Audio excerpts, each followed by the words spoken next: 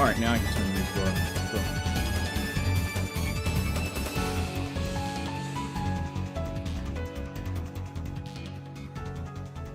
Cool. Alright. Okay, hold on a second. There we go. Alright, we're good to go. Welcome to yet another Saturday stream. It's the end of the year already, which is very fucking crazy. Like, 2025 was like the longest and shortest year I've ever experienced. No, probably due to all the bullshit I be getting myself into sometimes, but still.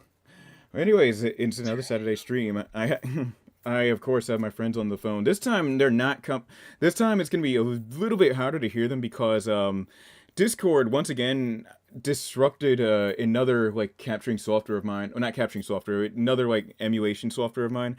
It was just hard as hell to get not Lemonade. What's it called? Citra to run because of Discord.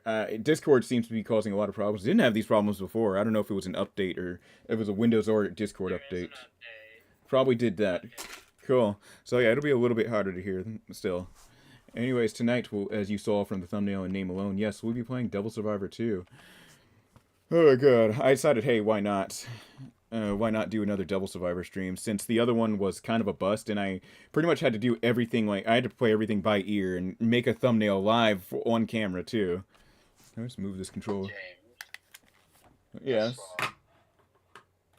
Every day is great at your tune. Sponsored by Junes, y'all. James, can you blame me? That song is catchy as fuck. They did a good job with it. Yes. It is catchy, and yeah, that also, in a weird way, it advertises Persona 4. If you think about it more, I don't know. 2020. Every day is great at your James. 2025 isn't bad overall. There are some movies I enjoy, some new comics I like. It's a pretty decent year. Me, man, if I could recap my 2025, dog. Yeah, I'm making it sound like I was on a world tour with or something with Pitbull, but like, Mr. Actually, anybody would kill for that, but still. Oh man. This is don't undersell Pitbull, okay? No, this is the same brother that rhymed Kodak with Kodak, all right? I won't have any disrespect for this. I will disrespect Pitbull. I won't have any disrespect for Mr. Worldwide, the baddest Puerto Rican in the land, all right? James. Or is he Puerto Rican? I forgot, but still, no. Didn't somebody on 4chan got they fooled Pitbull's team into flying him out to this middle of nowhere town in Alaska to do a concert, and they thought he was gonna hate it, but then the whole town was like, "Yo, someone actually voted for us." It's less of a prank and more like y'all just did the town a favor. James, Pitbull was trash. Oh gosh. I ain't even checked my notifications. What's going on, Big Up Warrior? We're playing some Devil Survivor 2 tonight. There we go. Trying to get more of my flags and angle and everything. But still, yeah. Playing some Devil Survivor 2 tonight. No way you actually think Pitbull is good. I have to assume. No, I'm joking, of course. It's just... one person that was on everybody's track, like in the late 2000s, though, wasn't Pitbull. It was Flo Rida. Like he was like Lil Wayne in that, like you could drop, like he was like Lil Wayne back then, like throughout his run in the 2000s, where you could like you could offer him a snack bar and he'll give you a good ass feature on a track. Do you know what's crazy about Flo Rida though? How his name is just Florida. I remember thinking I cracked the Da Vinci Code as a kid for realizing that. It's 4:30 a.m. on a Sunday here in the Middle East. Good God, go and get some sleep. Then again, if you're on my streams consistently, then I want to believe that you're part of like some security job or something, or you just stay up overnight doing nothing. Either way, welcome to the stream. Or go to sleep. You're a grown adult. Go to sleep. Do whatever you like. As long as you're not watching me while you're driving. I couldn't live with that. I could not live with that. No. Prime Flow Rider was different. Yes, he was. Yes, he was. What's going on, Uncle? I see you in the chat. I see you. But yeah, let me see. Hello, Uncle. Because Hello, again, due to privacy reasons, he's only going to be referred to as Uncle. There is another Uncle, Uncle Roscoe here. He's in the public. He has his own channel, Life of Chase Elijah. Check him out. So I'm pretty comfortable with name dropping him all the time. But still, this Uncle right here, respect his privacy. What's going on, I man? know his name. But yes, as you guys can tell, the theme of this stream is light blue or teal, whatever, because not only because of Devil Survivor, but because of Spirit Box, whom I went to see on the 3rd at the Dome in Virginia Beach. Oh my god, Courtney is an excellent performer. Guitarists are amazing. Oh my god, some of the best live music I've seen. Good way for me to close out this year because I looked around. There aren't many bands that I'm interested in playing in Richmond or the 757 or even DC as well. I missed the Stand Atlantic concert in DC, which I'm really mad at myself about. Oh man. James is about his huge everywhere. What? About spirit box. I said you're about to splooge everywhere at the spirit box. Yes. Come on, Courtney is like that, okay? Let me see. W Nephew for shouting out the other channel. That's right. Yeah, Life of Chase Elijah. That's my uncle and his and my younger cousin on there. They just be making like lifestyle vlogging content. Wait, which uncle? This one or not? The one that I can say publicly, Uncle Roscoe. You almost said Uncle Ruckus. It doesn't help they both begin with the letter R, and they're pronounced, and like the first two letters are pronounced similarly. You almost said Uncle Ruckus. No, if Uncle Ruckus, I know you're about. what's he called? Well, actually, don't say it out loud. No. Relay what I just said. No. I think they can kind of hear you, but no, I'm not related to Uncle Ruckus. No one wants to be. No, James. I'll say like one of Here. the letters in the name. Okay. Oh god. One of the letters in his name is an E. Very wrong. You've got 25 letters to try. No, and I'm right. No, you're wrong though. I talk to this dude on a near daily basis. He just texted me at work too. Let me see. What am I supposed to do? Oh yeah, I'm supposed to unpause The the. Great Claw. Let's see. Emulation. Continue. There we go. All right, and I need to exit out to OBS. Let me see if this is. Why is there no sound? Hold on, you all. Hold on. Why is there no sound?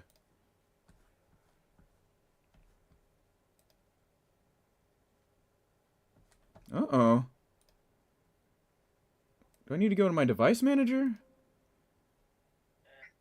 Let's go in. For display audio? No, it's broadcasting from my HP monitor.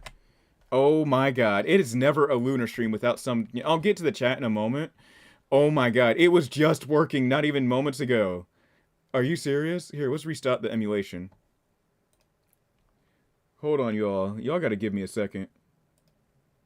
No. Let me see. No, It looks... Netflix will acquire Warner Brothers for $83 billion. Good god. At least it's not Paramount. There we go. It's playing now. It's playing.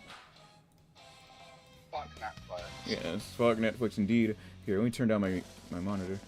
Yeah. That's Stranger Things. We don't support Zionists here. I mean, as you've seen from my computer's UI, yes, I allegedly pirate the majority of the content I watch. Let me see. Good timing for the brand promo. Finally made a new Spotify account after losing my old one, and I'm setting up right now before school work. Speaking of Spotify, though, I will later on in the stream share my YouTube Wrapped. And here, how do I get the UI? Let me get the UI off of here too, so it doesn't look ridiculous. Full screen. I got to alt tab into the OBS.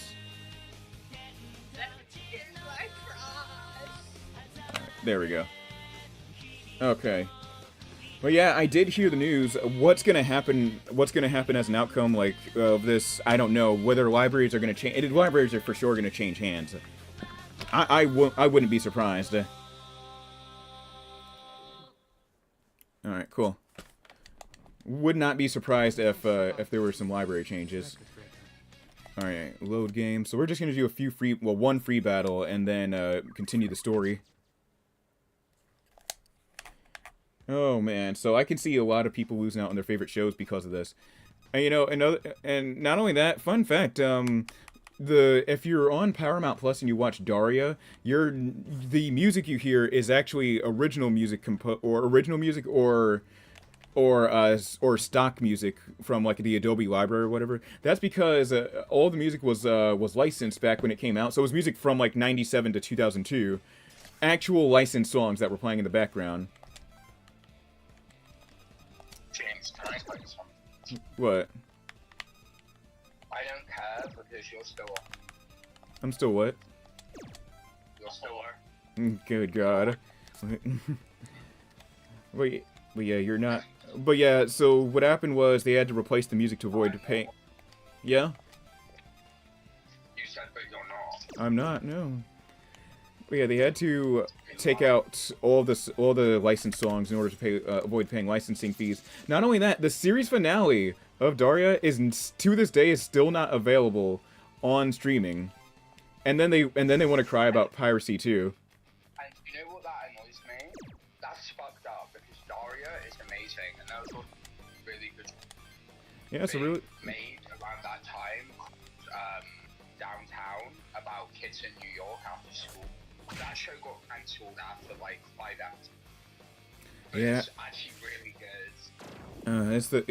It's the name of the game in the TV world. Just canceling after like 1 or 2 seasons because they're like, yo, you ain't pulling in the same numbers. There's a similar thing that happened. Yeah, what were you about to say? But it's fucked up because like downtown and Daria would have been so popular if they kept them running, especially with how long they are today. Yeah, I'll have to. And downtown has 5 episodes. Yeah, on YouTube. I'll have to check it out when I get the chance. Alright, let's use Agi on this motherfucker. Alright, and then use Snipe. Cool. I'm gonna Aggie you. And that sounds like, in the world of SMT, yeah, that's a genuine threat. A credible one at that. All my props are quite Yeah. But, oh god, I forgot what I was going to say. Oh, man. You were talking about your Uncle Ruckus. No, I will never ever. No, you can never catch me hanging out with Uncle Ruckus. Sad part is, I see a lot of Uncle Ruckuses online. Y'all know who you are. It's like lots of like. But you know what? What? Can I be real? Yeah. Sometimes, and I'm like this with you, sometimes you be an uncle. Okay? I do what? Sometimes you gotta be an uncle. Sometimes you gotta be an uncle. To get No. stuff done. Oh no! Don't be Yeah. one. No, I'm not like, no, don't, fuck off. Mhm. Because you know what? That's discrimination, I'm calling my one. I'm about to get the damn NAACP called on me on the stream, which will be a streaming first, not for this channel, but history. Yeah, I'm gonna get you swatted as well. That one's a genuine. Wait, that one's credible. Given that you did send me a painting through the mail, yeah, that one's credible. No, I actually know your address. Yes, and I am turning down my phone just in case. No, I'm not gonna say your address. Oh god. Have you shared your stream that makes you... Oh god. You should talk about my painting, James. Yeah. I can tell. I'm not good at describing. It's funny. I can describe entire paintings, but I can't describe. I'm good at describing video games, but not paintings. It'd be interesting if you post your stream like painting invite you. Yes. Yeah, you're right. Oh my god. Because the reason I think it would be interesting is because what I wanted the painting to actually symbolize is very like it. Yes. Yeah, I get you. Well, yeah, we'll see what happens. We'll see what happens when this deal goes through. Well, it has gone through. What deal? With between Netflix and Warner Bros. Or I swear to God, my step. Netflix? Huh? Netflix can get lost in my giant Netflix. One way of putting it. I swear, it was either my stepbrother or stepdad. One of them had a shirt that said, "If you see the police, Warner Brother," and it had the Warner Brothers logo on it. this is a real question for your stream. Why is it called Super Smash Bros. If it ain't got no brothers? They call it, you know what? I need to pull out the Chad Warden impression for that one. How they gonna call it Super Smash Brothers, but not one single brother in the game.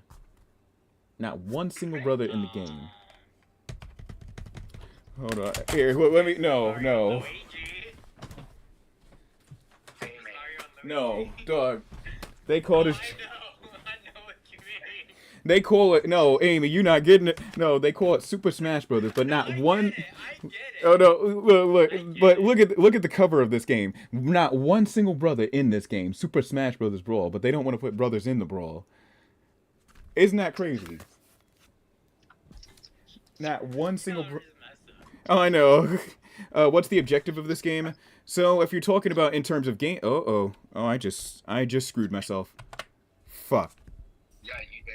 Because I accidentally went to full screen on Lemon, not Lemon. I keep forgetting. It's called Citra.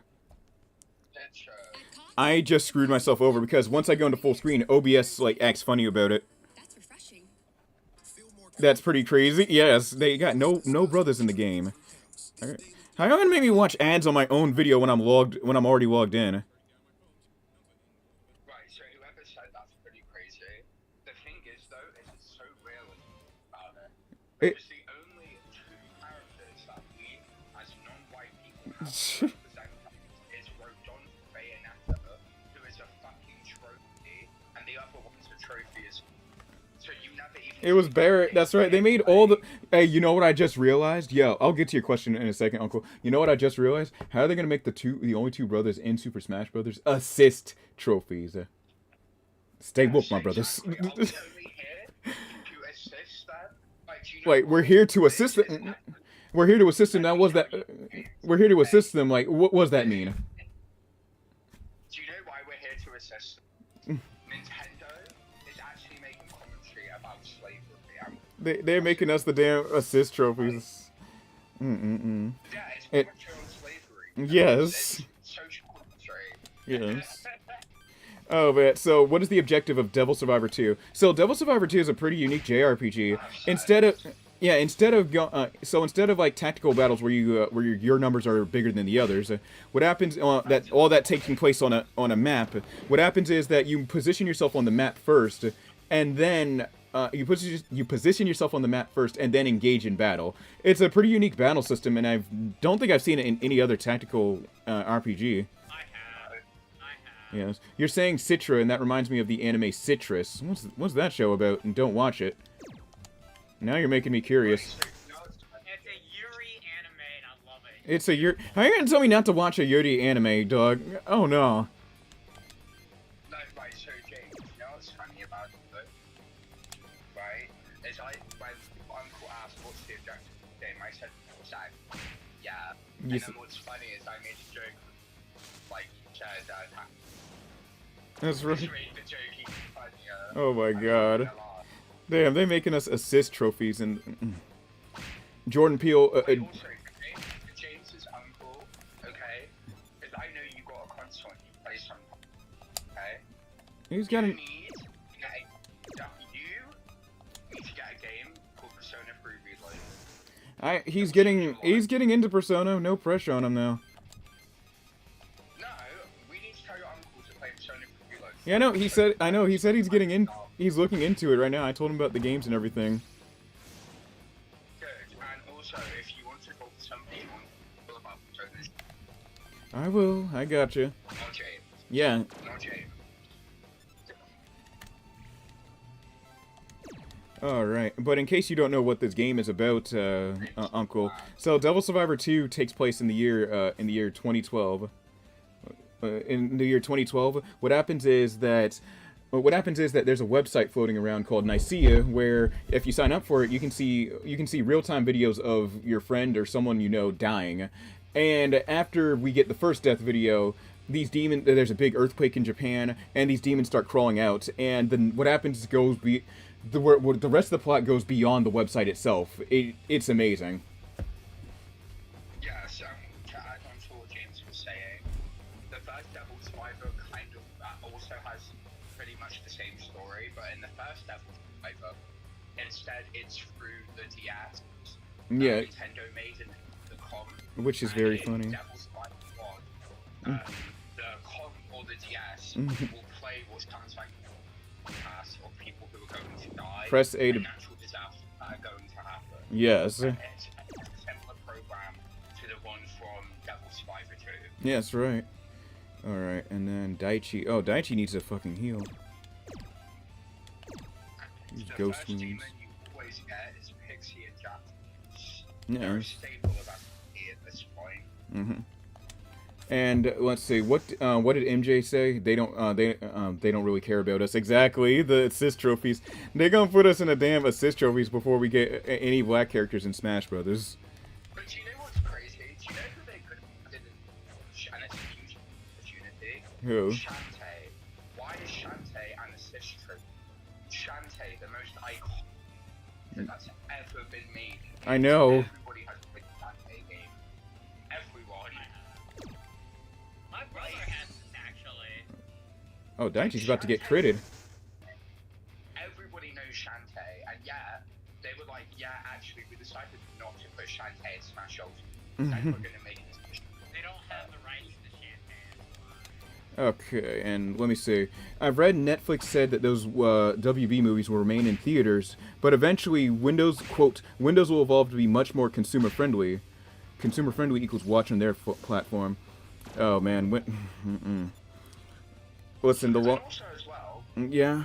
fuck Bill Gates and fuck Windows, because why are they using AI to sell our information to people and spying us constantly? Just get fucked. Oh yeah. Not only that, Apple also, No, it's true. yeah. And Apple also gave up on the whole AI thing because they, unlike certain companies, you know, Apple may be like a shitty soulless corporate, billion-dollar corporation, but even they're like, yo, we want to try AI, but we're not trying to be liable for suicide lawsuits. So, and for the past couple years, they've just been like carefully writing their AI to no avail, and they eventually gave up on it. Like, yeah, this is. Yeah, and but what's crazy is that if you install Windows 11, everything you do is monitored by the AI on that, and you cannot really turn it off. There's not an option to get rid of it. Yes, I remember. Giving your information away. To be fair, though, I think everyone should have seen this coming when Edward Snowden dropped that leak and everything back in 2013. And then on top of that, when Microsoft was making the original Xbox One, it was gonna be it was gonna be the CIA in your home. Well, we already have that. But what happened was that it was gonna detect. I kid you not. No, I got a full screen for this one. So the original Xbox One was gonna have a feature where if you were watching a movie, it would see and someone like sat on the couch with you, it would go like, "Hey, this person doesn't own the license to watch this movie. They need to register and pay a certain amount in order to be able to hit the continue button on this movie." Is that not wild? That's bullshit. And do you know what's crazy? What? Is tell me how, right? We got a book by George Orwell, right, in the 50s that spoke about this in 1984. The fact Yes. that we are constantly monitored, have no privacy, and we're under constant I got no surveillance privacy. at home is why. Yes. And then the government wonders why mental illness is on a huge. It's so crazy and fucked up. And what happened was that Microsoft also revealed some more fucked up. This is why the Xbox One died, and why Xbox brand as a whole is suffering 12 years later. They also revealed what else was going to happen with it. They also revealed that they were all the disc would be locked to your account and your account only, as opposed to the console itself. And they did do that for a bit. Yes. And also, if you remember Mobile Games, didn't they also announce as well, like last year or this year, I think, that the Xbox they didn't tell you when the Xbox One came out, but also that the Xbox One could detect your movement as well. Yeah, that was before they cut off the.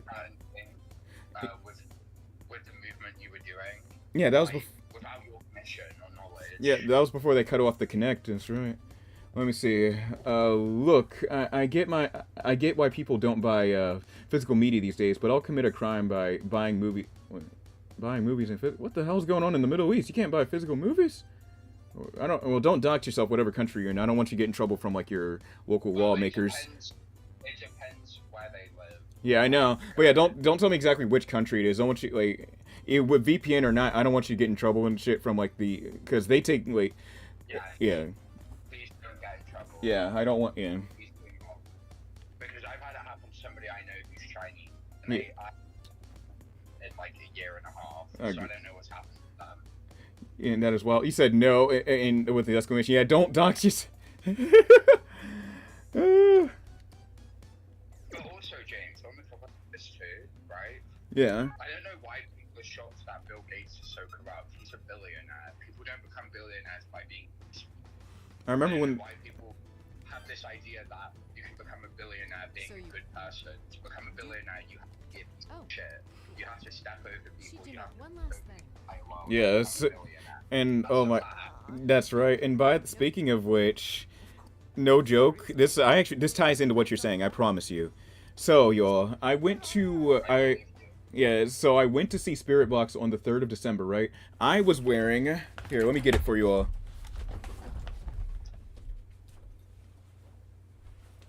So, I was wearing this jacket, the samurai jacket from Cyberpunk 2077. Here it is. Yes, it's amazing. Yes. Like, whoever made that you bought it from did a really good job. Really good job. Yeah, the company is called Bold Threads. So why did I show off my jacket to you? It's not to flex, kind of, but it was because when I was leaving the bathroom, I got stopped by a police officer for the Virginia Beach PD, and he said, "Hey man, I noticed you going in. I like your Cyberpunk jacket, man." And he said, "Yeah, I've been playing Cyberpunk since like when it was a tabletop back in the 80s." So wait, you've been playing Cyberpunk for I want to presume the guy's around 40, 50 years old. You've been playing Cyberpunk for that long? But you became a police officer. How does that make Which sense? is wild. And you know what's funny too, right? And this is just true. ACAB, all cops are bastards. I don't care. Yes. ACAB, demolish. How are you gonna how are you gonna play Cyberpunk? Oh, I thought my emulator froze. What happened last time was a fluke. Oh man, but how are you gonna play Cyberpunk, the original one? And he played it throughout the 90s. He said, how are you gonna play that for as long as you did, but still become a cop? Did he not read the source books? Like, Yeah, and also, do you know what's crazy as well? Is he? Like, that would be, like, someone playing, like, Bioshock and becoming, like, a mayor or something. no. He said that's like someone playing BioShock and we're becoming a mayor. Or, like, senator or something like that. That is true though. Buying physical media isn't illegal in the Middle East. It's just unfortunate they have no interest in buying movies. They only watch those on streaming services. It sucks, really. Okay. Still though, just don't tell the stream where you're from, what country you're from, just in case. Also, another thing as well is for people who own a PS5, and James knows what I'm going to say. Yeah. Do not buy physical discs for the PS5 because what they've done with the PS5 now is that when you buy a physical game, you don't actually own that game that you bought it physically. Instead, what the disc has is it has the download information of that game on the disc, and it just puts that information on and then disc out. I'd say that's more for the Nintendo. Yeah, but the reason why, right, is because at any point, Sony, let's say Sony didn't like Shin Megami Tensei anymore, SMT5 and PS5, they could just say to you, this game no longer works on your PS5, and you won't be able to do anything about it because you didn't buy it digitally. Okay, I didn't know this. Hold on. Yeah, you can research into it. It's really basically the physical disc now for PS5 acts like a key for that game.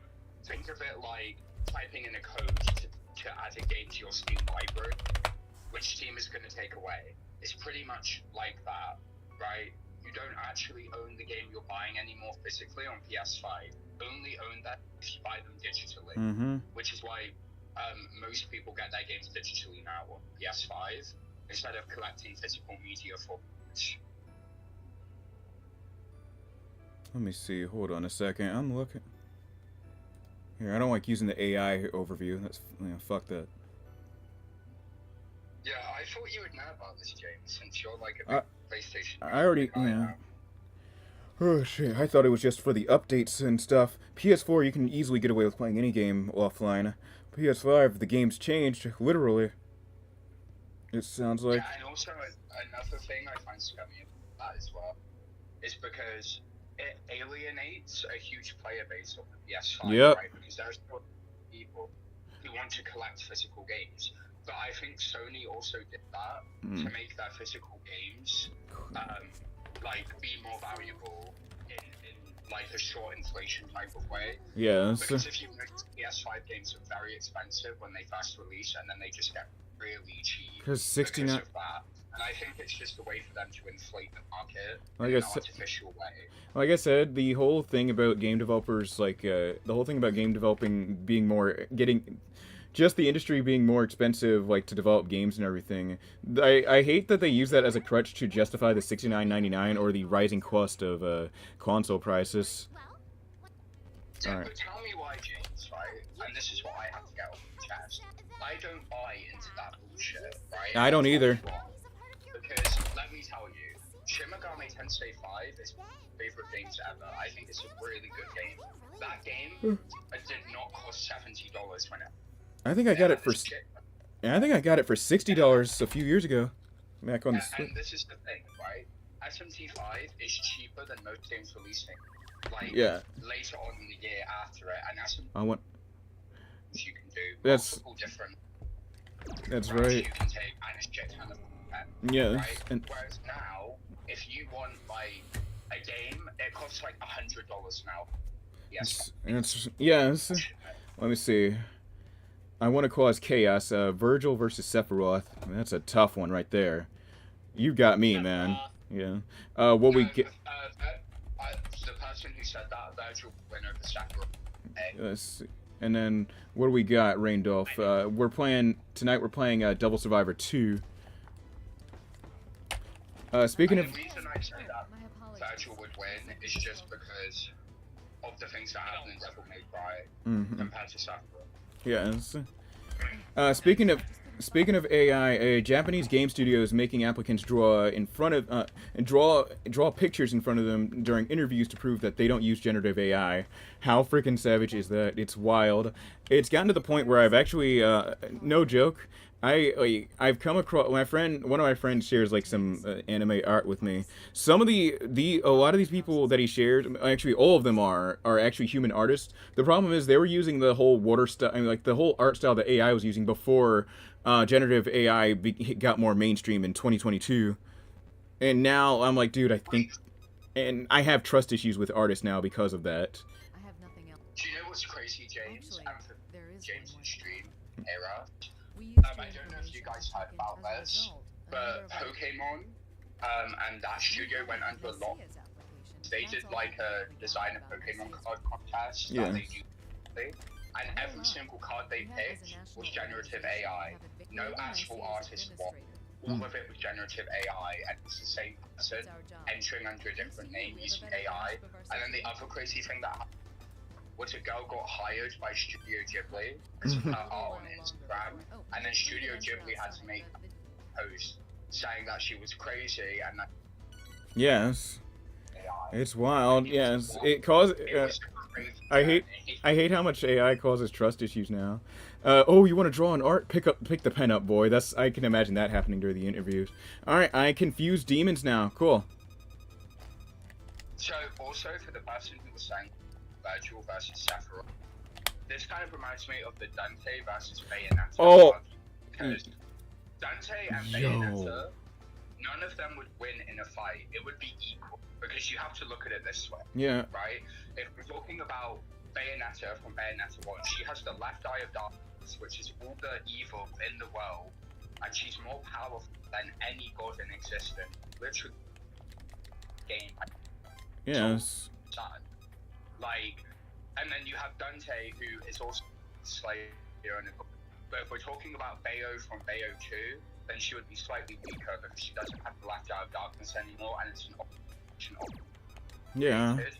And Bayonetta 3 is also an alternate version of Bayonetta that she created of herself. And So the Bayonetta you Yeah. play as in Bayonetta 3 is the child Cereza you see in Bayonetta Yeah, grown up. good explanation.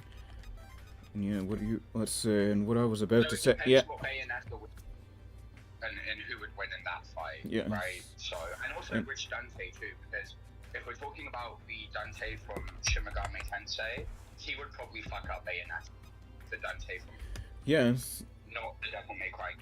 Yeah, I got you. But yeah, what I was saying was, oh my god, I forgot what I was about to say just now. Yes. God damn it, I hate when that happens. But They still, will come and back to you, James.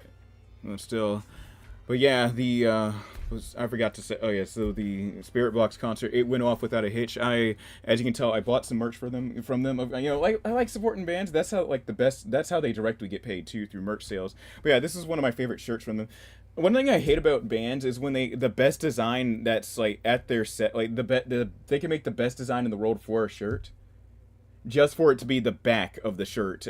And I hate that because I was choosing one good shirt for I was trying to buy one good shirt off of Spirit Box, and the design was on the right on the fucking back. And I was like, you know what? Never Why mind. don't you wear it back to front? What?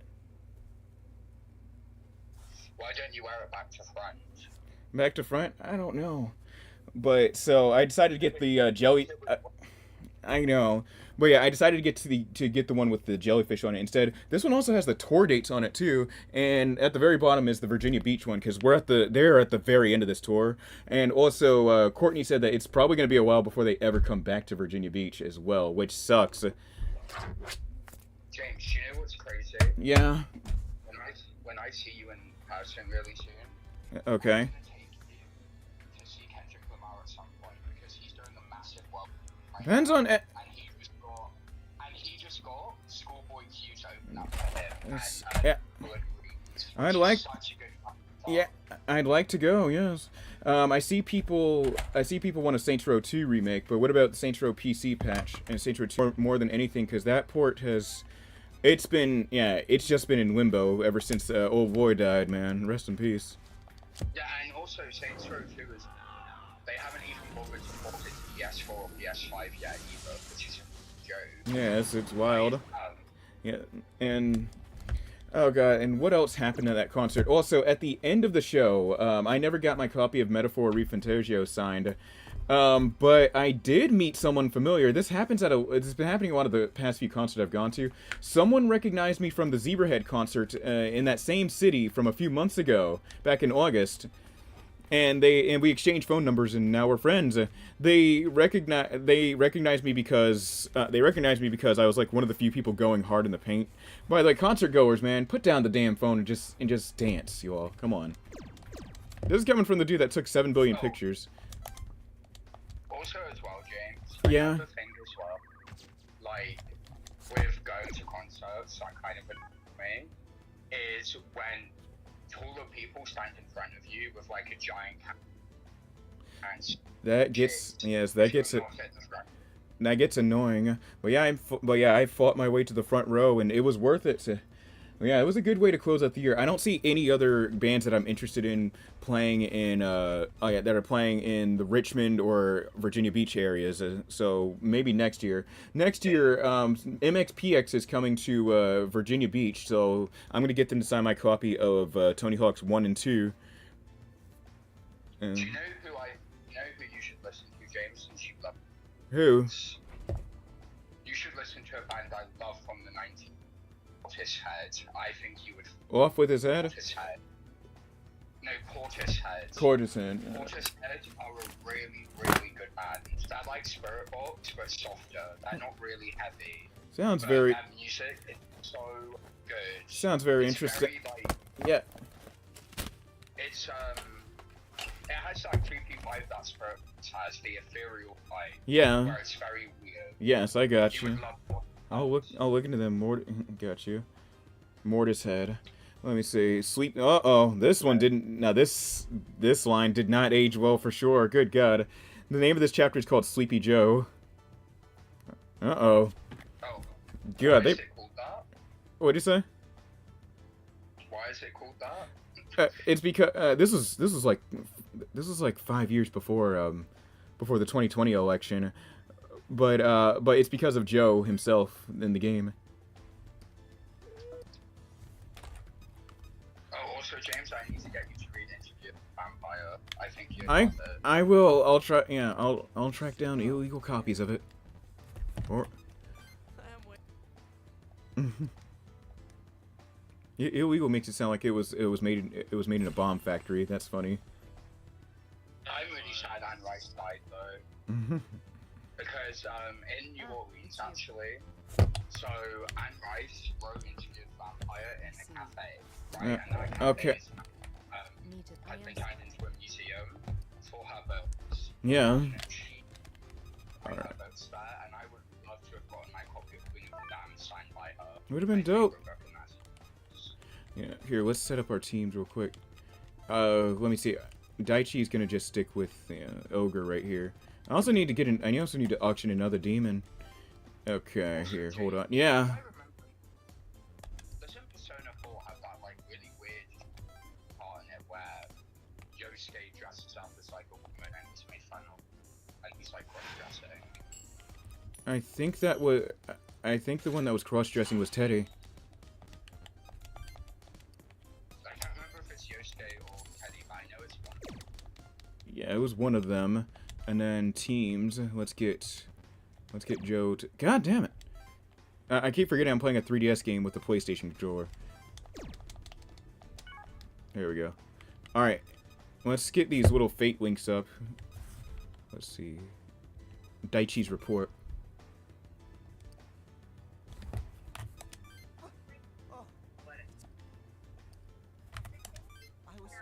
Well, Chips gave me it. That wasn't happening though. Buildings were collapsed in fire. Oh damn. There, and since we're from the same neighborhood, that wasn't the point. So Damn, Daichi's house got fucked up. that's all right. Also, James, with Devil Survivor, I honestly really like the second one. I don't like the first one as much. I have to be honest. I like them both equally. I should For get me, it. it's just the voice acting in the first one and the dialogue. It's very like edgy teenager. I can't just. I love it. All right, Sengakuji. Oh, we're at a. Okay, we're at a temple. Okay, cool. A shrine. That's what it's called. A shrine. You have no. Damn it! Also, I really appreciate you getting the second Damn time reinforcements. and your company. Thank you. That means a lot. Oh, and also as well, James, like Yeah. with Devil Survivor though, I do love that they made Jack Frost kind of the main character of that game, and I love that he's in the cover art for it. And Oh, you. Jack Frost nuked my entire party several times in Devil Survivor 1. yeah, but he's so cute. He's you know, cute. he's adorable.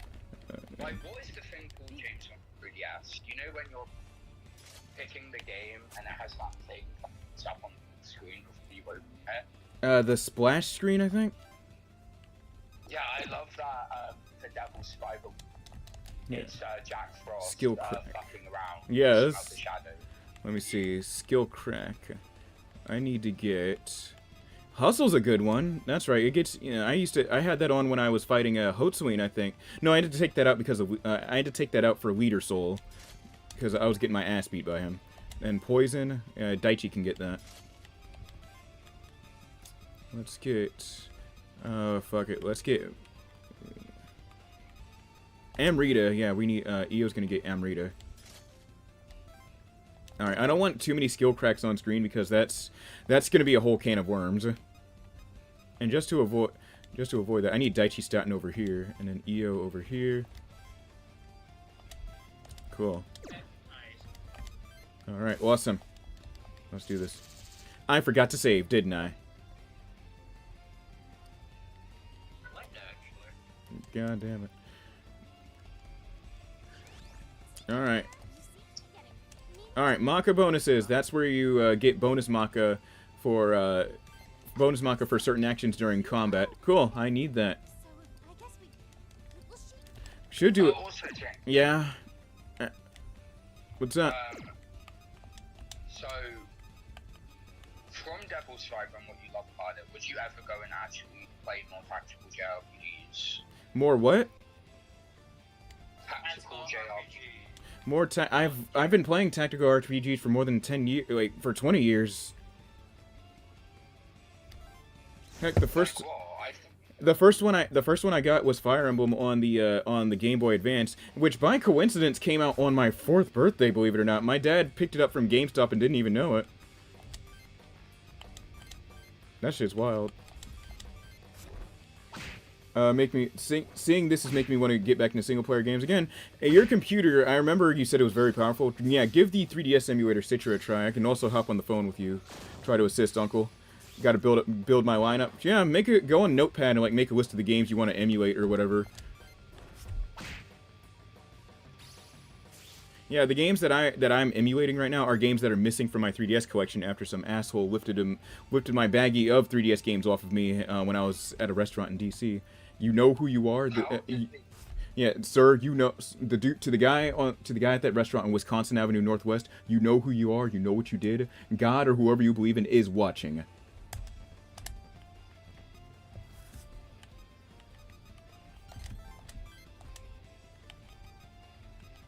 Honestly, at least Devil's Survivor doesn't have funky stupid. So no. Yeah. Okay. Yes.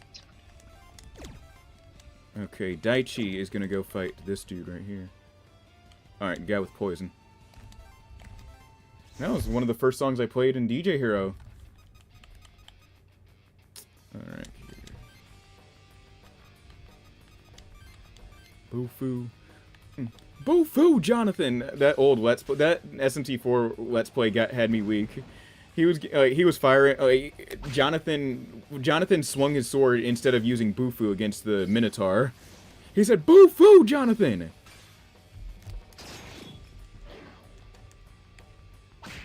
How did I get poison? Oh yeah, because he had poison.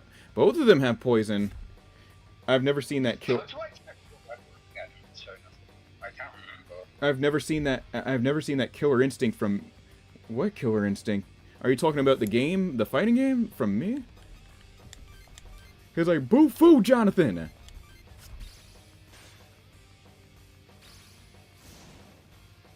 Oh, that didn't even kill her.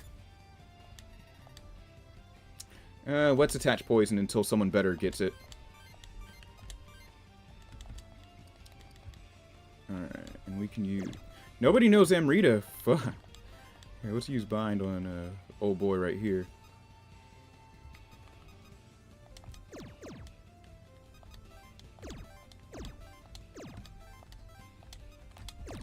Let me see, bind.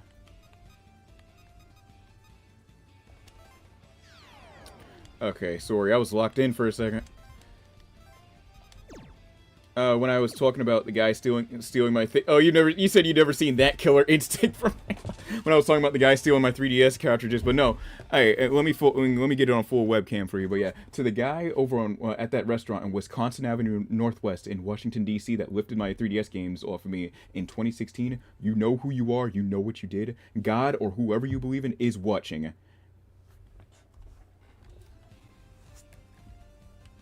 Wait, how did they take it off you, James? That's what I want to... I'm still trying to piece that... Oh, man.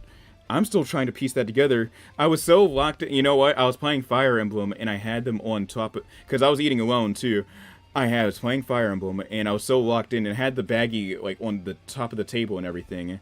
And then, you know, so many people were passing by, and then after I paid the bill, I was like, hey, wait a minute. All my 3DS games are gone, and I did knock them off the thing. Black Cross. Mm-hmm. The dude Ezio Auditoried me. Like, that is crazy. But I'm just impressed that they were able to do it without you noticing. It was also because the games were also like sitting like near the edge too. Like, again, I was too locked in playing Fire Emblem. Listen, these Fire Emblem streets are serious. You got to be ready to die for the Fire Emblem. James, that's a crazy... Yeah, these fire. I mean, well, people literally do the permadeath. Yeah, you really got to be ready to die for Fire Emblem, given what that fallen units don't come back. But yeah, the streets of Fire Emblem are serious. You got to be ready to die for Chrom.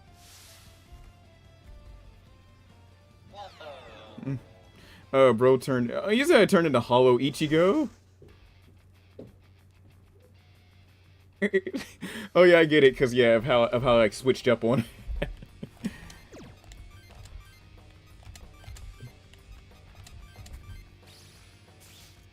Finally, Look at that. the king and I. Nice. And look, I get stunned. Cool. Look at that. Attacks again. I like how the difficulty curves. Yeah. I got the king and I ERG. Let's go. Nice. I like how the difficulty curve like is just very schizophrenic at the start of Devil Survivor 2, and then you get to the fight with Fumi, which is not fun. How do I check the wiper again? So no.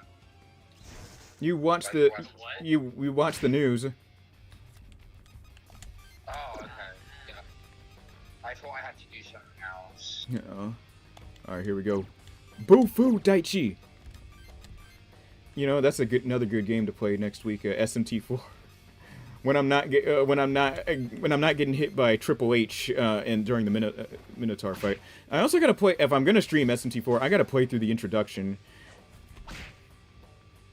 Wait. The male. Oh no! Guess who we about to lose? Oh yeah, we about to lose Kobold.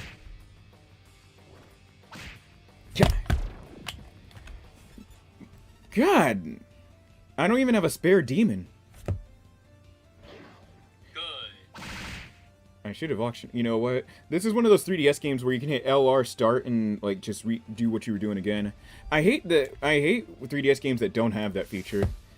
And I also hate that bumpers on the DS and the 3DS are so sensitive that after like give or take nearly a decade, they start going bad and you got to replace them for like the shoulder buttons.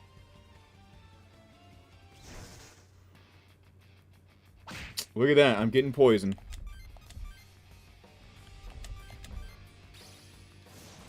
Man, look at this. I need to have the, you know what I need to have on hand is the sound of Snoop Dogg raging at his own game. And not at his own game, but at a game of Madden. He was like, fuck, man, fuck.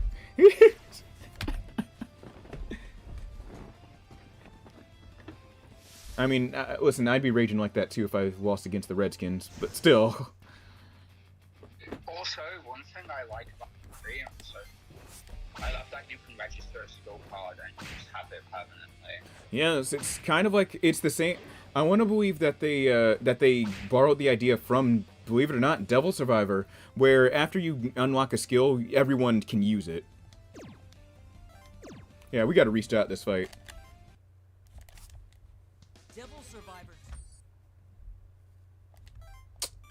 Some bullshit, man. I'm telling you. Yeah, if you're, oh my god, I accidentally hit the story thing too. Devil Survivor 2. All right, hands off the X button.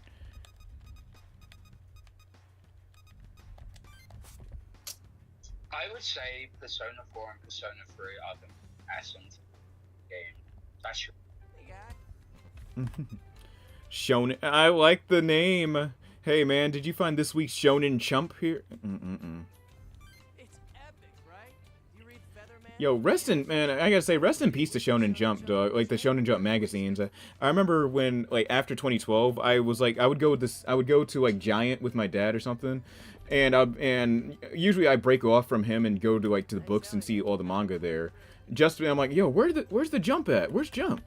And then I'd find out months later, oh damn, they died last year. Oh, by the way, if you take some, make... Oh, I gotta redo all my auctions, don't I? Because I forgot to save. No, I just gotta do another auction real quick.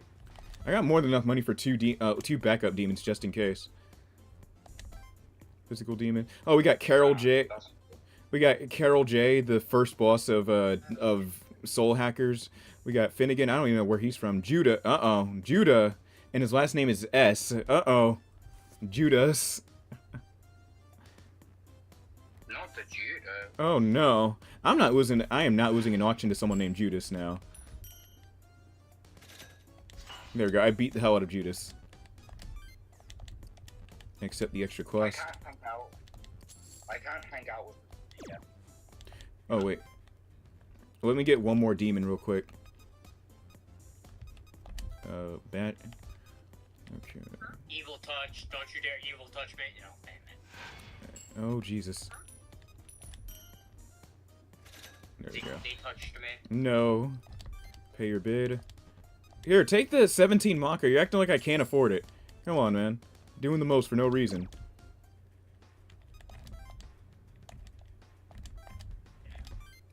Save data. Cool. Alright.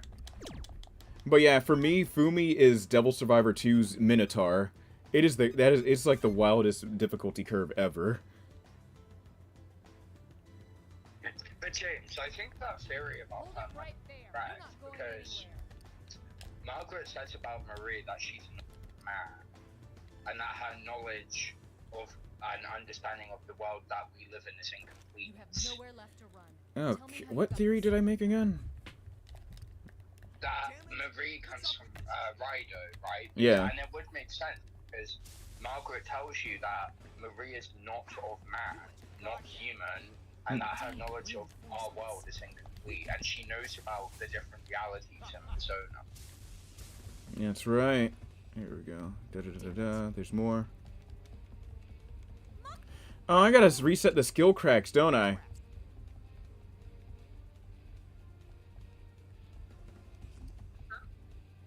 Don't let them Alright, you got it. Cool. be careful. Oh god. Oh man. But still, it was a pretty good concert overall. I don't know if I. Oh yeah. Also, at the Spirit Box show on the 3rd, someone else was there too. Of all people, 96X was there. The crew from the local radio station. They're called 96X. They play, unlike other radios like rock stations in like major metropolitan areas. Like 96X plays actual alternative music. But just like other radio stations, they don't like being too alternative because they don't play metal. Which is such an odd decision. One station that I used to listen to, on iHeart back then, it's called WRAF Detroit. They had on certain, I think it was certain days of the week, I think it was Mondays or Fridays, they would have a segment called Midnight Metal where they'd play actual metal. The thing is though, they'd play the safe kind of metal like Avenged Sevenfold or something.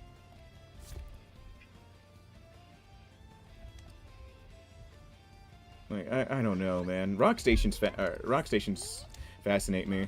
I'm surprised 96X or any station really is still around and still has money to pay for, like, you know, people like photographers as well, especially to get press passes too, because like especially during the era of streaming, that is wild. And I sadly did not. So what happened was 96X was doing a thing where if you were at the front row, they would point the camera at you and say, "Hey, I'm so and so, and I'm here for the Spirit Box show. I've been waiting so and so hours or minutes." And they actually posted it to their Facebook. And the thing is, let me see. The thing is though, I might have been like maybe in the back of someone's video, but I wish I had made it on time to be in the front row. Your boy would have been famous, man. Would have been a local legend. 96X, broadcasting out of, I think, Portsmouth, Virginia. I think that's where their studio is at. Strangely enough, FM 99, which is like the more popular mainstream rock station in Hampton Roads, was not there.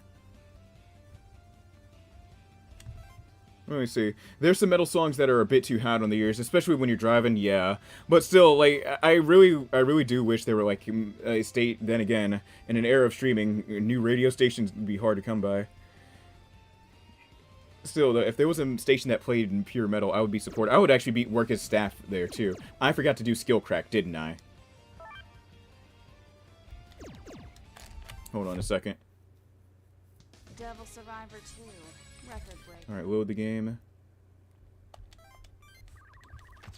Okay, hold on, my bad. I forgot to do, my bad, folks. I forgot to, perform skill crack, or activate the skill crack. Oh, I gotta skip through this dialogue again. There's no way to, like, you gotta mash the... Oh, wait a minute.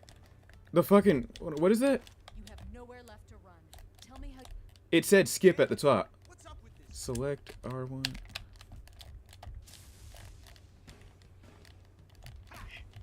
It said skip. Reinforcement. Oh my god, are you serious? Who's trapped now? But still, it's nice to see 96X out there supporting the more heavier acts. They probably do that on the regular as well. Makoto! Oh, Crap, she's got some backup. I just hit the little button that said skip. We get to the entrance. Hurry! don't let them escape. You got it. Okay, cool. Be careful. Alright, let's do a suspend save real quick.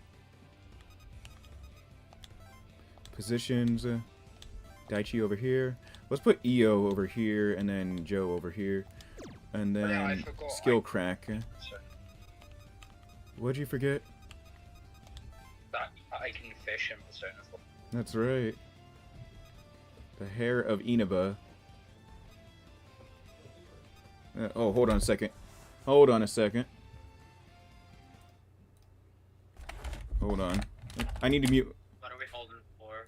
Yeah, oh, I will be back in a second. Hold on.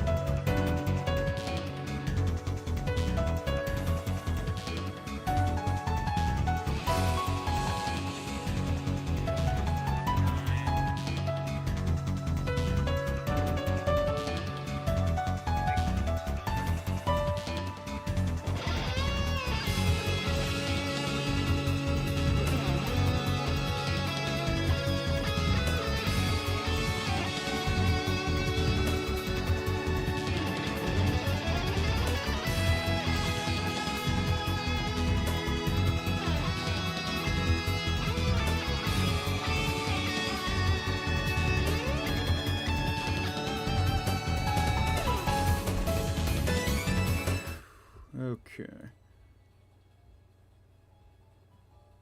You made me jump, you. Okay, I'm back. Hold on. Right, you made me Made jump. her jump, you Howard. Oh, there's the hat. Here we go. Now I can go back to looking like Junpei. Cool. Anyways, let's play some more Devil Survivor. Oh god. But still, all in all, Spirit Box delivered a great performance. Can't wait to see them again if they ever come back to either Richmond or 757. Let me see. Also, I spoke about this last week. My MacBook, the 2015 15-inch, is a miracle. This thing is like, yo. So I looked into the settings. The reason why I can run PlayStation 2 games so well is because it's using the graphics chip it's using is an AMD Radeon, which is wild. Not a graphics chip. No. The processor it's using. As for It the would be Ryzen then. Ryzen, one of the AMD chips, but yeah, it was using. But yeah, It's it a was. Ryzen. It would have been a Ryzen then. Radeon is GPU. Yeah, so it was using one of those. That's why I was wondering. I was wondering why I was running it so smoothly as opposed to my 13-inch computer, which runs Intel. So that thing is gonna come with me to on trips from now on. Period. It's gonna be like, it's gonna be big. It's gonna be like a little bit more hard to lug around and everything, but still. Here, I've got to see if the feed can see me playing the game. Okay, cool, you can. Nice. Anyways, we need to get these skill cracks going. I'm gonna get... Oh, I can't get Amrita. Actually, I might as well get Amrita from that dude over there. Oh, wait, I don't have the joint skill crack thing yet, so I can't... Yeah, I was about to do something really stupid. Cool. Daichi's gonna get poison.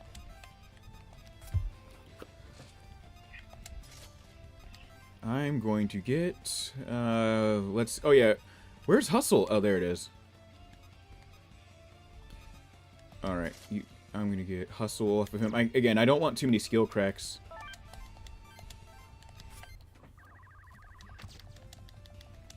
Yeah. I hate missing. Okay, here we go. Let's do this. Oh, God. Alright, we gotta deal with this bullshit again. They're moving pretty far out, too. God damn. And they want us to catch all three. There we go. They're going to shoot me a text. Awesome. Let's beat the shit out of this dude first. James, guess what? What? Still I got, heartbreak. I don't know. I don't know how to respond to that. Why is this dog so good? I don't know. One thing about apples is they always pop that person. That's one way of putting it. Goodness. They do. Yeah. There we go. Knocked out Ogre. Sorry, Shrek. Oh god, but still, the only other concerts I got lined up for next year are MXPX and Lady Gaga. The problem is those two concerts are happening the same week.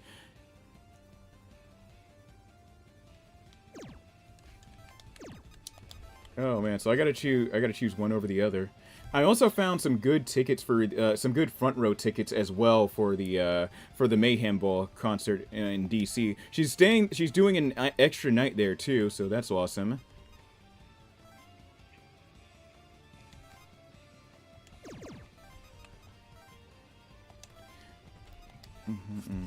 Am I motivated? Hell yes, I am. Yes. So I gotta make a choice. I think chances are high I'm actually gonna probably scrap the MXPX concert, which is gonna suck because lots of bands don't like coming to the Hampton Roads, Virginia. But I'm gonna go to the Lady Gaga concert instead. Plus that'd be a busy start to the week too. She's doing that concert on a fucking Monday, which is wild.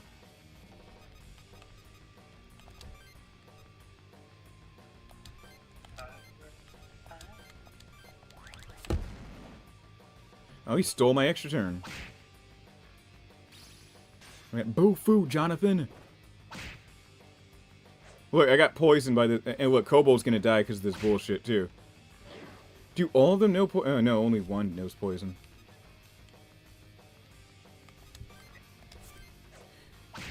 What? Also, why does Daichi have 2 magic skills? Daichi's a more physical fighter. I think Joe also is more physical focused as well.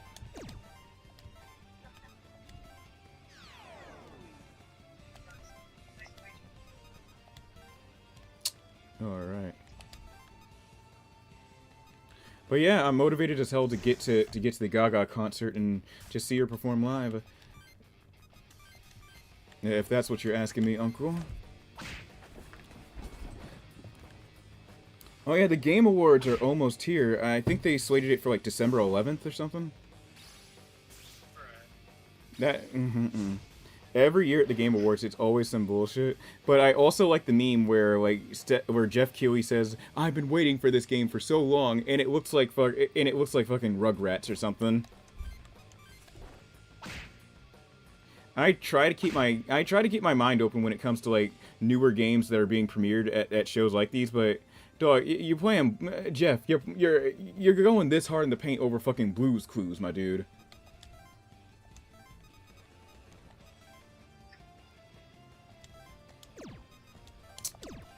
Knocker. matter of fact. Oh yeah, they need that healing for sure.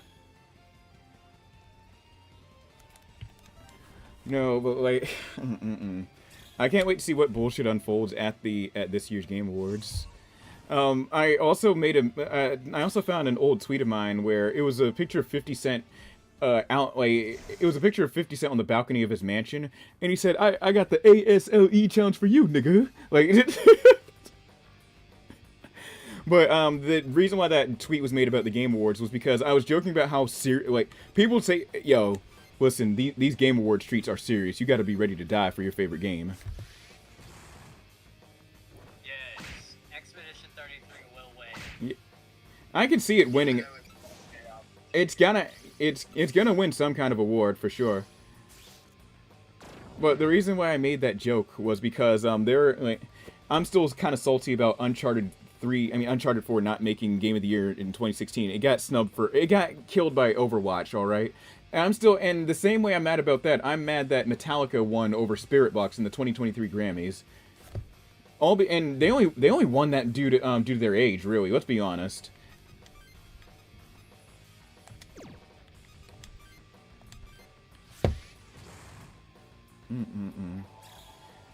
Oh god, yes, I'm still salty about that 2 years later. But yeah, the joke went like this. It was like, I got an ASLE challenge for you, Jeff. If you can make Uncharted Game of the Year for 2016, I'll donate to whatever of your choosing, whatever. And fuck the bucket of ice. Like, my 50 Cent impression's not good, okay?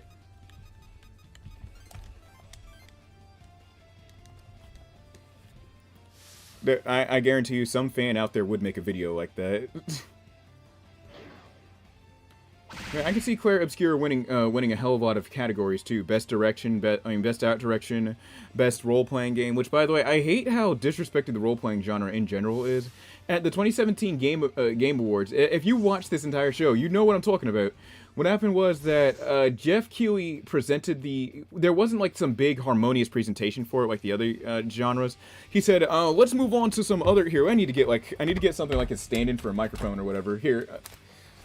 Let me use the actual fucking microphone. So Jeff was like, and let's move on to some more other categories as well. We've got, best role-playing game. That one goes to Persona 5. And then there was like a quick applause and they forgot about it. The audacity. Yo. I love Persona 5. And I thought it did, I thought it deserved more the role-playing genre deserved more fanfare instead of what we got with Jeff Keighley. I don't know, man. It fucking sucks. Alright, let's keep it going. But, they didn't do any big fanfare thing for, Persona 5. They didn't have any musical orchestra or some crazy shit. They didn't have no dudes jump around high-fiving each other. They just did, they're like, let's move on to some other categories real quick. That's so fucked up. Joe should not be trying to crack this skill. Where's Daichi at? No, where's the voice actor that did, what's it called, that announced God of War Game of the Year?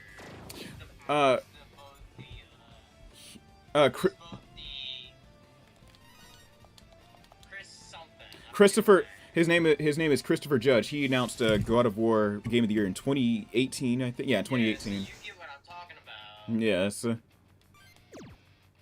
I have my feelings about Persona 5, but that's pretty disrespectful of Jeff. Yeah, it was so fucked. I was so mad. You think... I was so mad. You'd think I'd seen the Ravens get put on... get fucked up by a bullshit-ass, flag on the play or something. That's how mad I was. Oh my... The thing is, it's I don't think Persona 5 is very good as a Persona or Magnetite game in general, Mm-hmm. But even I would do that. There was no fanfare or anything. Jeff just mentioned it in passing. We got some other genres, like best role-playing game, that goes to Persona 5. Anyways, that...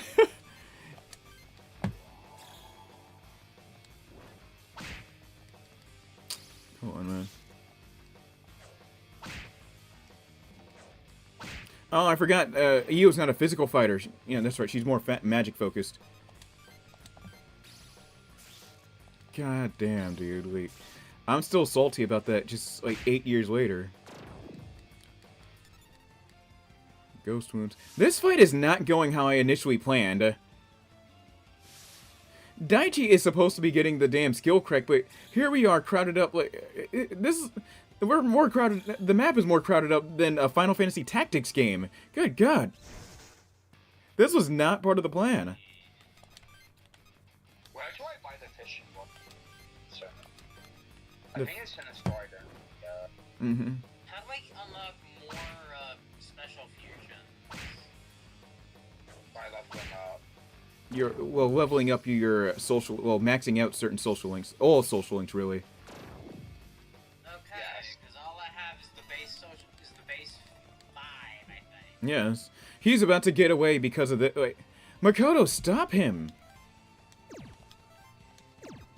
No. Here we go. Did I already crack? Where? Uh-oh. Whoops. No, he's right here. Hey, motherfucker, get over here. Where the fuck is Yosuke? I don't know. Give me your ass. Oh, no, no, don't do that, no. Jay! that episode of the Boondocks was wild. Give me your ass.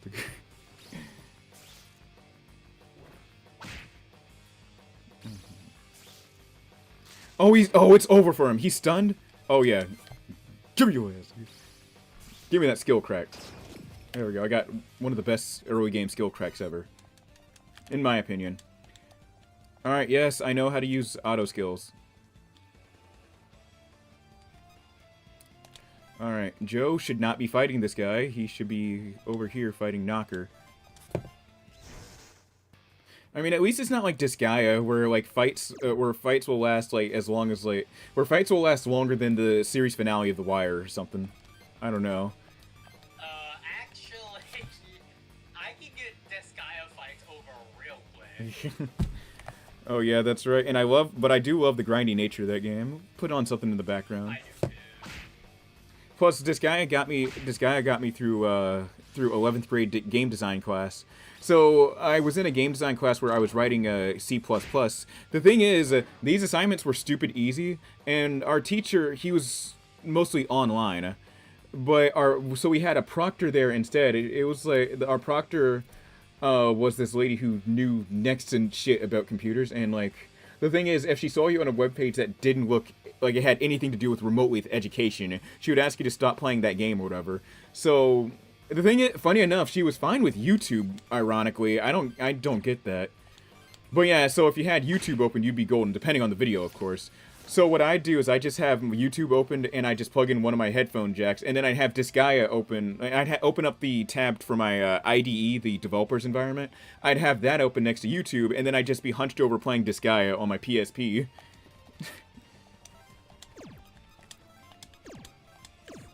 Yeah, I wonder what's changed with what's changed now with Visual Studio. I haven't written code in like 6 years now.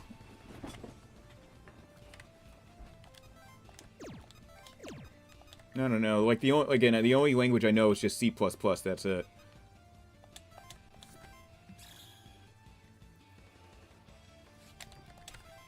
All right. Oh, we can attack either of them and still win. Nice. Oh, god damn, that was just mad disrespectful of them to do to Persona 5. And just the role-playing genre in general. Matter of fact, I don't think Nier got nominated for something at the 2017 Game Awards. Huh? It won Game of the Year, I think, that year. I don't remember. Oh, it never won Game of the Year for 2017. That went to Breath of the Wild. Of course it did. I have hiccups now. Great.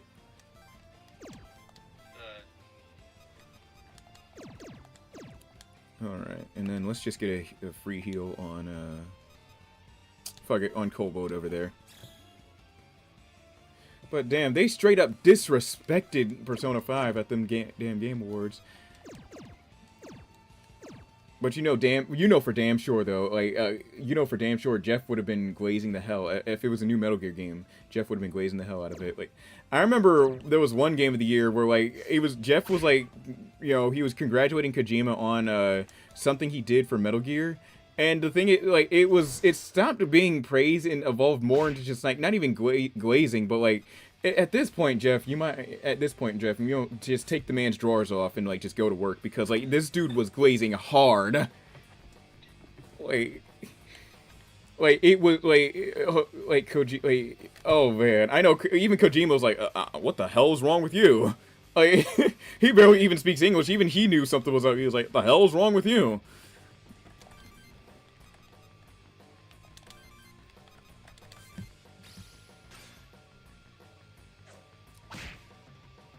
Oh god.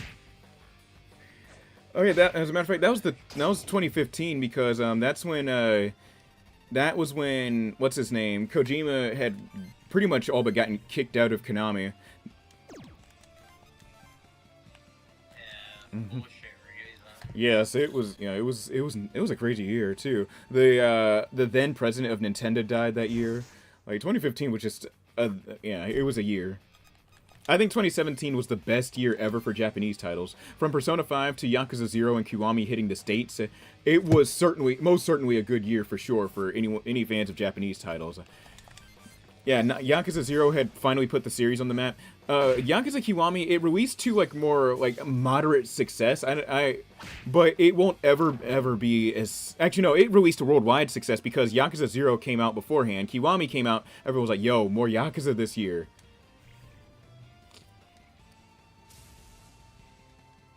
Alright, and then he left. The fuck am I supposed to do about that? James, can I be honest? Yeah. I think,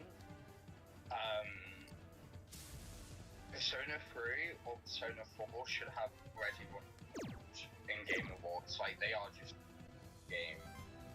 They should have Game of what? Persona 3 or Persona 4 should have already won Game Yeah, they came out. That's right.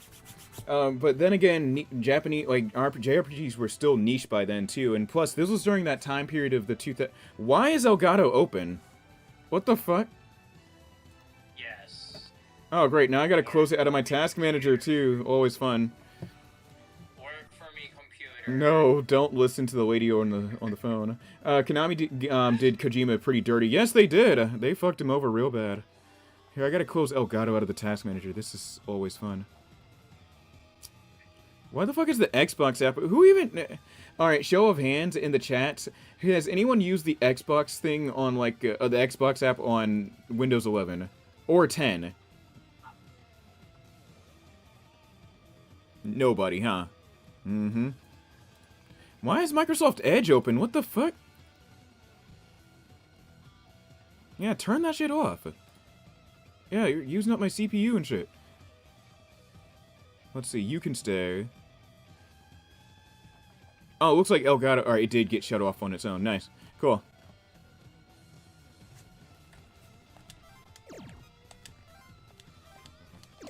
Well, yeah, one of these days, I gotta get OBS working on my 2015 MacBook Pro, because I really do want to stream from like anime conventions or gaming conventions and stuff, like just stream from like on the ground. I love just watching on the ground stuff. You said none, 0. Oh, you're talking about the Xbox thing on Windows. I don't know why. Like, again, I know Xbox was struggling by the 2010s. I mean, by the mid 2010s. But like, good God, man, like, what is that even used for? The Xbox thing. I have never like gone out of my way to click on it. Because I'm not a serial killer. I'm not the dude from Telltale Heart, okay? Wait, what does it do? Is it like the PlayStation app or whatever, where you can see your friends or do social functions? Like, what does it do? Like, what is so conducive? Like, I don't know. Here, let's just fight the leader. And here, have another Zeo. Oh, he doesn't get stunned. Electric dance. Yo! I forgot they know the dance moves this early in the game.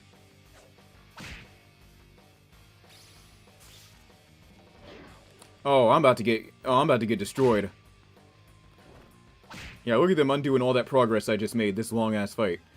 And then he has the gall to use a healing spell, undoing all of that work. Are you serious? I play games on Xbox One, but never on Windows, just Steam. Interesting. I remember back in the late 2000s, or throughout the 2000s, really, the bane of every PC gamer's existence, Windows Live Media. Does anybody remember that? If so, you deserve compensation for all the time that's been wasted. Nobody? Oh. All right, so the Windows Live, if I remember it correctly, it was called Windows Live Media or something. So the Windows Live Media, what it was Windows was trying to like was trying to muscle their way. Fuck you! Are you serious? I knew I should have gone for that lady over there. Let's beat the shit out of this guy because I can. It was called Microsoft. Here, let me look this up on my phone.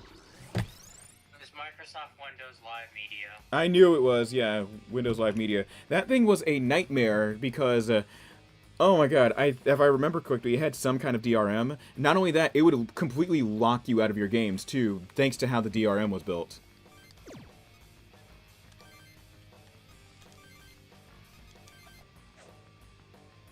Oh, Boreon, he's right there. And he doesn't get stunned, too, so he's gonna knock the shit out of a bar. Oh, wait. I got an extra turn as well. Eat shit. There we go. He's not escaping. No, I remember it now. It was called Games for Windows Live. That's right. Games for Windows... And I think one of the games that got the... one of the games that had it really bad on Games for Windows Live, I think it was Grand Theft Auto 4. And... I remember hearing... Crysis. Yeah, Crysis as well. But yeah, it was Grand Theft Auto 4 and Crysis. You would be hard pressed to find a game that could run a computer that could run Crysis. At the time, yes. Nowadays, it's can it run Cyberpunk? No, you can't. You still can't run Crysis. You Funny should. enough. The reason why is because of how the game was built. All the coding and everything. I'd love to read some of it. It relies on a single core. Good God. Oh my God. CPU power. Yes. Great, Knocker's about to die over some bullshit. And watch how she heals herself too. She Zan. Okay. Now, all right, Knocker is about to get knocked out on some bullshit. Here. Oh, I can't use Glamour anymore. Yeah, he's dead. Yes, he is. Well, EO can heal him though.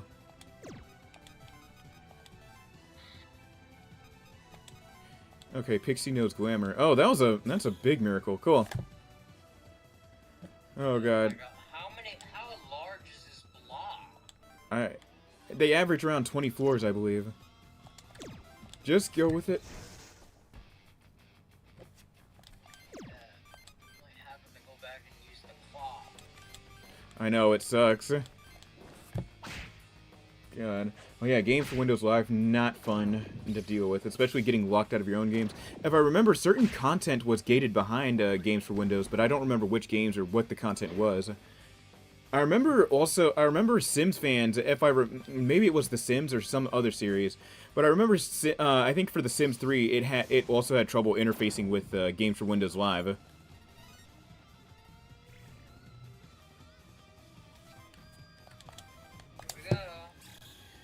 But yeah, feel free to fact check me out. Yeah. Luca's, Oh Jesus. BRG is fucking broken. Yes, it is.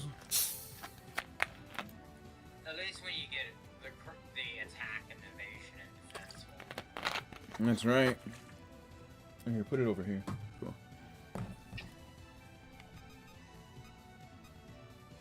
Alright, end my turn. Okay. Also, do you know I like what they added from the old SMG game? What? That in Persona 4, when you level up a social lane, your party members weren't moved. for that persona complete leveling up, that social link, Yeah. which is a mechanic they got from some older S&T games. I didn't know that. Here, attack. I wish they brought that back. So, like, for example, with Yosuke, when you first get into level 3, he has a specific social link move that you only learn from getting Tri-Fury, which That's- is very good. That's right. How did that not knock him out? Are you serious? Then Yosuke's getting pelted with poison damage over here. We don't know. Oh my god. Do you mean Yusuke? No, not Yosuke. Daichi. He's giving Yosuke vibes, okay? Daichi. Yeah, that's why I was like, you're not playing Persona 4, so I am. God damn. But I've always said that, like, S&T quickly devolves into... And Uncle, you're a huge Yu-Gi-Oh fan, so this comparison is apt. But S&T quickly devolves into a game of Yu-Gi-Oh! The longer you play any of those games.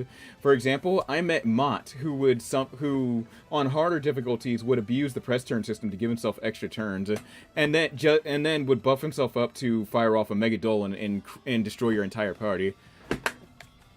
So, for James's example, if you're wondering why that move is so broken, in Shin Megami Tensei and the Shin Megami Tensei Persona games, there is a type of damage called mighty damage that is essentially every element in the game and attack type combined into one. So it can't be blocked and you can't resist almighty damage. Yes, that's right. And also another thing that makes S&T like Yu-Gi-Oh! Is whenever the game picks up that you've got too many resistances, they will either fire off their best attack or an almighty attack. I know this because it's happened to me, and I've seen it happen to a Let's Player, Sir Lionheart. He was fighting Beelzebub, and he said, "Oh man, you got too many resistances, man." And then he was like, "Yo, this is AI, bitch. This is SMT, bitch. You can't have any resistances." And every time he said "bitch," it was a picture of Jesse Pinkman. Do you know what's funny about you saying that? What? SMT5 has a mechanic, like SMT5 does that move. So, for example, the Demi-Fiend fight, which is hard shit, by the way, but if you resist physical moves, right, and have that resistance against Demi, instead of using any physical moves, he'll just spam mighty damage. Oh my god. See, well, you got too many resistance. I know. I have to see Sir Lion. He's still doing Let's Playing to this day. I have to see his reaction to that fight. I know he's done SMT5. He had to. The Demi-Fiend fight is hard. Like, not resisting physical damage. You got too many resistances. So I'm gonna just activate my Synchro monsters. You dead in 2 turns. This ain't Yu-Gi-Oh! Baby. Oh, and also as well, in the Demi-Fiend fight, weirdly, it's actually bad to kill his summons, but it's also not good either. Like, you kind of have to have them where they're close to dying, but not fully kill them. It's very weird. It's fucked up. Here, I gotta summon Ogre real quick. There we go. Oh my god, but yes, I only played Persona 4, right? Okay. What the fuck? Is that, and I know you might feel the same because you've played every Persona game and SMT game like I. Okay. To me, the map in Persona 4 is too big, and I don't like that you don't get help with the navigation. You know, even on SMT, when the maps are really big, they give you some help with navigation. Whereas in Persona 4, you just have to figure out. They're more linear and pre-made than they are randomly generated. Like, but it's still like the school, for example, is very confusing. That's right. Yeah. It is. And also, not to mention the what's it called? The like area in the game that looks like Tokyo that Yosuke takes you to, and then it gets unlocked, and it has like the. I forgot the name of that city. Yeah, but Finally got a new host. nice.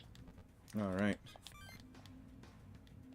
You're an impressive young But man. like, It seems I a lot think more James people episode access Nicaea five than will- we accounted for. they're probably gonna The do world what they wasn't added in designed Oh, Reload, shit. to be this where you, many where you people can in teleport this everywhere and see like in everything. Yes. Because also Is it select? you get no hint on your social links. Yeah. At all. You just have. I need to know what that fast forward button was.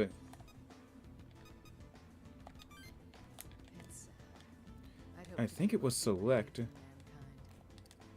It's either select or it could be one of the trigger buttons. I've tried everything. Hold on.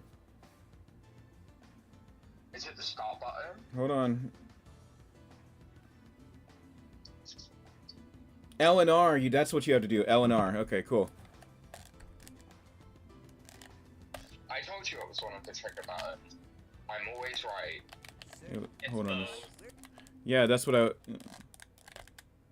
Fuck, it's still not fast forwarding. Hold on.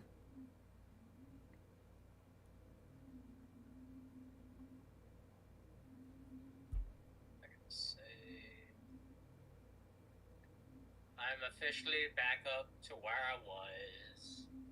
Oh, you gotta turn that on the options menu. Oh, are you serious? No! Devil Survivor 2, Record Breaker. What'd you do?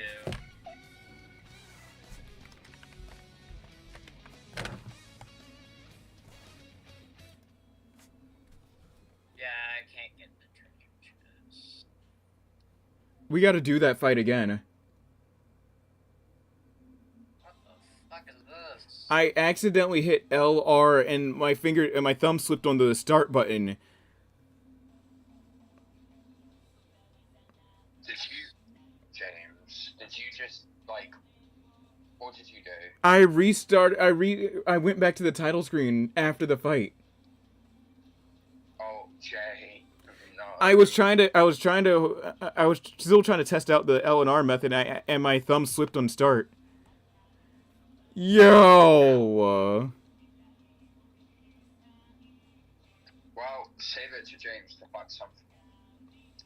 Yeah, leave it to James. I can't. The music is still playing in the background. Oh my god. Oh, you got the little trumpet too. Oh my god. All right, here. I got an idea. I'm gonna defeat every single leader. If they have a hero on their team, they're going down too.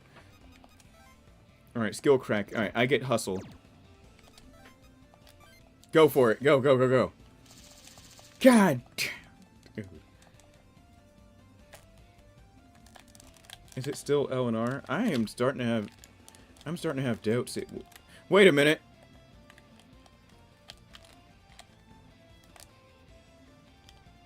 It was LR and triangle. I mean LR and square.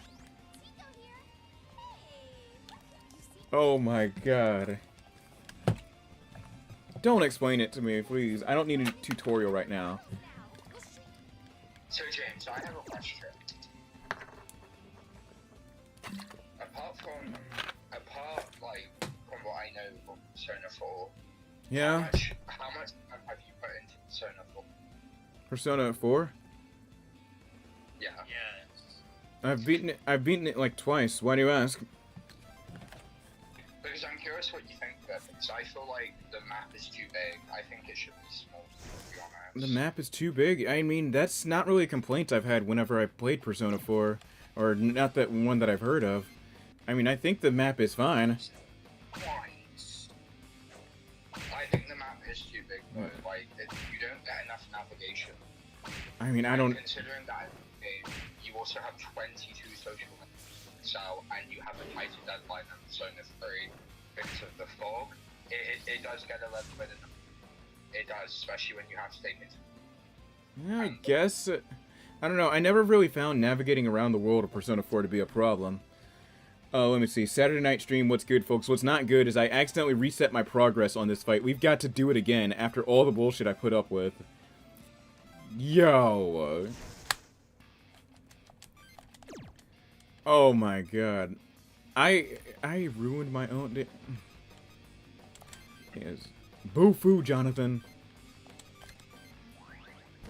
And I can't play any SMT game and see the word Boo-foo without thinking of How High. Boo-foo! What the hell is Boo-foo? By us? Fuck you! Boo-foo is nice. Yes, I know. But yes, by us? Fuck you! Wait, James, you know what I am confused by? How the fuck is Yosuke so cool in this his family is rich as fuck. Everyone is his family. I'm just confused, Mom. How's Yosuke what? How's he poor? But his family's rich? Yes. Yes. It's probably because he's raised by those parents who tell you to get it on your own and everything. But I think that probably explains it. And plus, he's got in their eyes, he's got every opportunity in the world to make money because they own a grocery chain, and he's got every opportunity in the world to work with them for money. So that's why Yosuke probably doesn't ask his parents for much money, if any. Let me see. I leave for a few minutes. How did you fuck up that bad? I was demonstrating here. Oh my god. I was trying to find the button for fast forwarding through the game, and I accidentally held down the buttons that send you back to the start screen. It was L, R, and start, and it reset my progress on this fight. That's a classic movie on the level of Dude, Where's My Car? It's a good movie. How high? I think everyone should see that. I had to drop in real quick. What's going on, Delgado? What's happening? I'm just playing some Devil Survivor 2. Oh my god, that was self-inflicted for sure.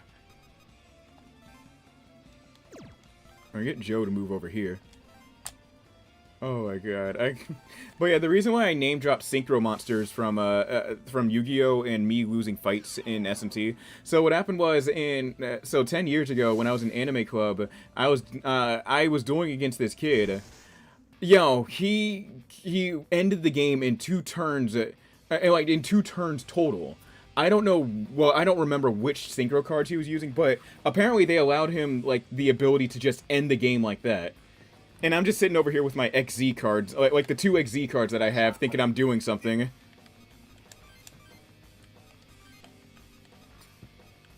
Alright, this guy's gonna be a problem, though. Oh my god, how did I fuck up that bad? Now I gotta repeat this fight. I gotta refight all these demons, too. Oh, that doesn't even stun him. Alright, it's whatever. Alright. Wait, what are the social stats? I think let's see. I think it was not perception. Was it Constitution or something? I don't remember. It's courage, diligence, understanding, expression. Yeah. You get a lot of social stats to max out Persona as well. That's right. Everything else you have. That's right. Yeah. All right. Oh, Tam Lin is also a problem in the early game too. But what's going on, Delgado? What's happening? Yeah, we were just messaging each other earlier too. Is this the person you met? So. The person that I what? Matt from the concert, James. No, Delgado's a long time friend of mine, going back to, I think, as far back as 2018.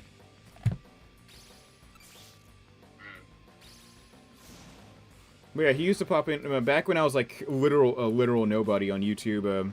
The only people joining would be friends and family members, and he'd be in that mix and everything on my streams. There used to be a streaming series of me playing Watch Dogs 1.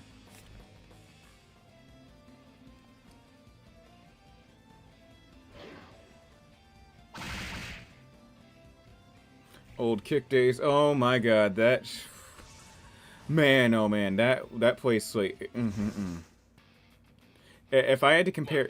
Yes, if I had to compare Kick, I would use that video of those interviews spliced together of, like, about King Von. He was a serial killer who bragged about killing people. That was Kick. Do you know what's crazy, James? Would you like to know what my experience with it was? If it was what you're about to mention, yes. I wouldn't be surprised. So I used to play a game called Dead by Daylight. Yes. Okay, I was a killer. Okay, I made the hardest killer in Memphis, right? Alright. And I killed this Kick streamer, right? Mm-hmm. I went into his stream to say GG, and he was like, "Oh, I don't give a right?" And Wait. he was saying loads of shit to Oh. me, Oh wait. Oh. because I killed him in the game. Oh, you've got the wrong Kick. I'm talking about the messaging platform Kick, KIK. Oh. The Kick, I will never ever associate my name with Kickstream. One of the customers, when I showed him my YouTube video, he's like, "Yo, you got to get to streaming on Kick." I am not I don't want to be put on a sex registry. No, thank you. Dang. Seriously, like, every time Kick is in the news, the streaming website, every time that's in the news, it is always someone on there that's been streaming on, that's like an OG on the platform that doing some diabolical shit. Like, I remember one time I came across this clip from a Kick streamer. It was this kid. This motherfucker looked like he was 12 years old at the most, 11 or whatever. Oh man. So what happened was this little boy walked. No. So he's walking around like downtown LA or whatever. So he walks in, digs his dirty behind hand into this woman's food and everything, and then eats the food. And then minutes later, the lady tracks down where he's streaming from. I guess he stuck around long enough for her to like deduce where he's at.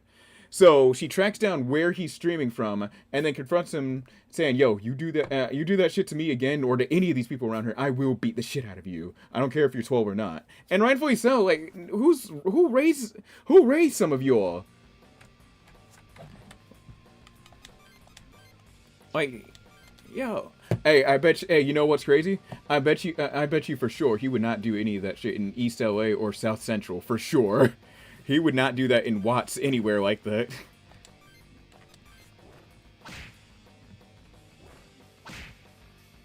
But yes, if I had to describe the messaging platform Kick, I would say he was a serial killer who bragged about killing people. Yeah. Yeah, so much of the craziest shit, like, oh my god. Kick was like, oh my god, how do I describe Kick? Low-key, I miss it, though. It felt more intimate because of the 50-person server limit. I remember those, yeah, the group chats. There's a reason why I say kids should not have phones until they're at least 15 or 16. Like, the kid looked no older than 12 years old. I remember being, like, god, I still vividly remember myself being 12 and, like, just doing shit, like, just, you know, running around my neighborhood, doing parkour, just playing video games. Fame was kind of on my mind. I still have, there's some videos that are completely lost. I did some rehearsal videos of me reviewing Battlefield 3 and Call of Duty. Those videos don't exist because the tablets on are lost. But still, like, that is crazy. At 12 years old, you're already a menace to society. They need to have you looked at. They need the what's his name from Halloween. They need to get Dr. Loomer in here. You might. Why? Or Dr. Loomis, not Loomer. Yeah, they need to get Dr. Loomis in here. Like, he dug his nasty behind hand into the woman's food and then walked off like he... Why? Wait, why would you do that? Listen, clout's a hell of a drug, man. Social media got kids willing to do anything for views. Of course, like, it's... Like, oh my god, dog. It's, I don't, he dug his hand into, but again, let him try that somewhere like in like South Central or East LA. He would not have lived to tell about it, let alone film it too.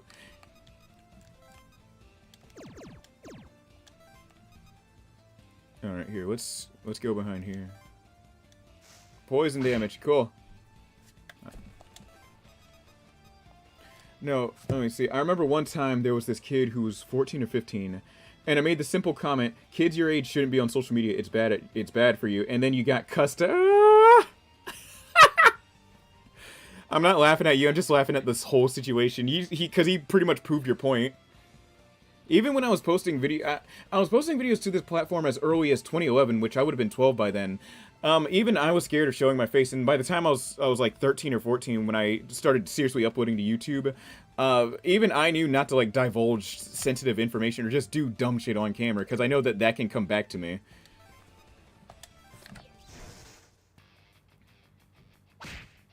The internet got people feeling hella confident though. It's hilarious.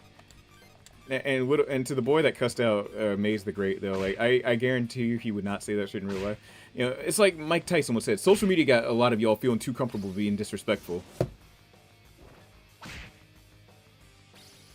Yeah, but Mike Tyson is also weird. It's funny.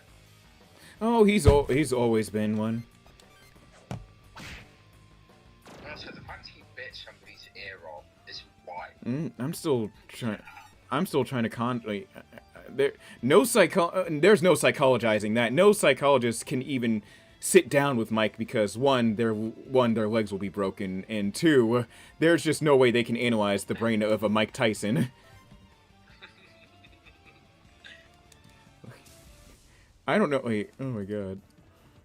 That I'm still laughing at. It's been a year, but I'm still laughing at the fight between Tyson and one of the Paul brothers, because for one, this is how I knew Netflix. Everyone found out that Netflix was clearly not ready to do live broadcast. It lagged so many times too, which even for ESPN has more money than they've got more money and been around longer than Netflix, but listen, if your stream is not consistent, dog, I have never seen it lag on ESPN before. Even when the Caps are getting their asses beat. But dog, they were running Netflix off a damn Windows Vista computer for all we know. During those live broadcasts. And now Netflix has a deal with the Raw, I think. Yeah, where are they? Yeah, Netflix has one of the wrestling dudes. It's either SmackDown or Raw.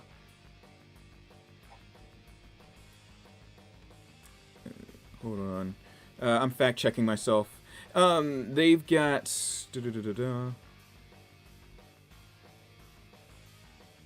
Oh, breaking...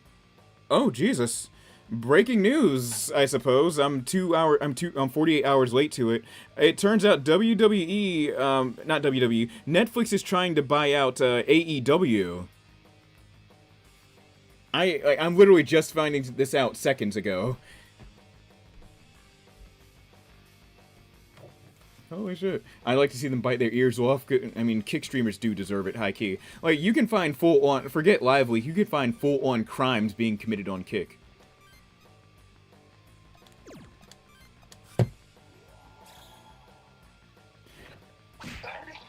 Oh my god. Are you okay? I'm dying, James. That's your... I'm sorry. I'm not sorry about what's gonna happen to Agathion or whoever. You thought it was ROH? Hold on, who's ROH? Hold on a second. Yes, I joined Facebook in 2010 when I was 13. That was when Facebook was about posting random things. Oh yeah, we joined around the same time then. I joined in 2011. Random things, chatting with people from school, just a bit more fun. Now Facebook has devolved into...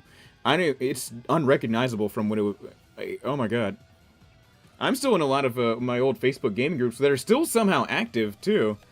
I remember I was in a gaming group when Battlefield 4 was about to come out. It was called Battlefield 4 Gamers. And then, after all these years, they still haven't changed it. They haven't changed that name in 12 years. Ring of Honor. Okay, closely associated with AEW. But yeah, AEW's getting bought out by Netflix, it looks like. I accidentally found this out just now. They're going to acquire them for $87 billion. Oh yeah, because of the Warner Bros. Move. That's why. And I think Warner Bros. owns AEW. Okay. Wow. Let me see. Let me see. This man just... you saw a video. A man licks all types of dark liquor. Oh my god. And shitted himself. I bet he did. If he didn't... Oh my god. Both literally and figuratively, I can imagine he did. Because he's mixing all that dark liquor, and for what? Which, by the way, I need to restock on beer tomorrow when I wake up. Burr. Beer is cool. Guess What? The funky student. The funky Guess student? What he said to me? What?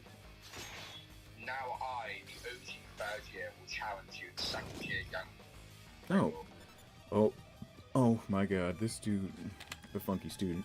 If you don't take your... yes, I have heat for a fictional game character, funky student in Persona 4.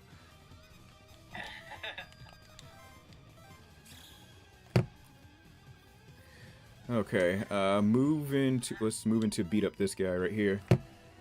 You, beer. Yeah, I know you hate beer, Uncle, I know. The best beer I've ever had was Blue Moon. I remember I remember drinking Blue Moon when I went out for a night on the town back in Stanton. Yes, I know. Which, by the way, huh? The funky student's crazy. I can't believe that's like, and you need to talk to the funky student because he gives you quizzes that give you chest. No, I didn't know that. Okay, 62. Yeah. Alright, let's lower his health a little bit more and then stay off of him because I need to crack that skill. Oh, he doesn't even have a healing move. That's good for me. Yo, I forget. Oh my god. Alright, EO and I need to switch places then. I'm about to die too. Nice crit. Nice crit, Koro-chan. Alright, cool. I'm about to fight Gagison or Gagais. I don't know how you say that. I'm a little confused, but what does Netflix buying Warner Bros. Have to do with AEW? I haven't watched wrestling since 2014. That's because I believe AEW is owned by Warner Brothers.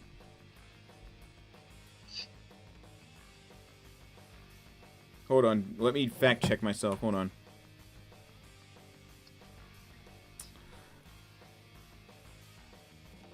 Let me see. No, they don't own AEW. Okay, so what does this have? How Netflix is just doing all this for love of the game and money. They're trying to become a monopoly, which is illegal, by the way. Yes, you're right. I still miss the days when it was just Netflix and Hulu, and everything was on either platforms. If you had both, you were like, I miss those days. Yeah, I do too.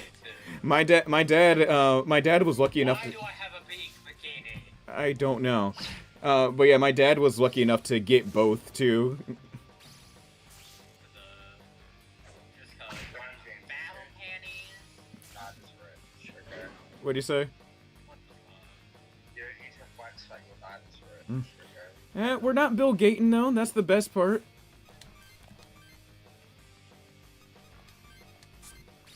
I love your dad. Honestly, what a child. I can't. Thank you. Thank you. Blockbuster would be in shame. Yeah. I just can't wait to see you. I do too. Blockbuster would be shambles if it still existed, and that's right, Blockbuster. Oh man, the last 3 games I rented from Blockbuster was in 2013. The games were Sonic Generations, Battlefield 3. No, it was Sonic Generations, Skyrim, and Battlefield 3. That is like the most 2013 sentence ever.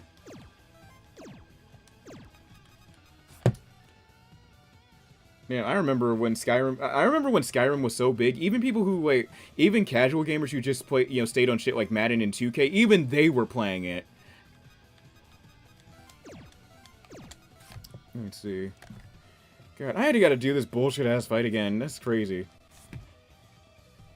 And watch how I don't get the skill that I need for the early game, which is Hustle, which greatly increases your agility. I always found myself going to Hollywood Video than Blockbuster back then. Oh, damn. Let me see. They're a partner. That's why. AEW's partner. I got you. That clears it up. Let me see. But I always go. Living in the DMV, I always went to Blockbuster mainly because that was the only movie rental spot. Well, aside from local joints.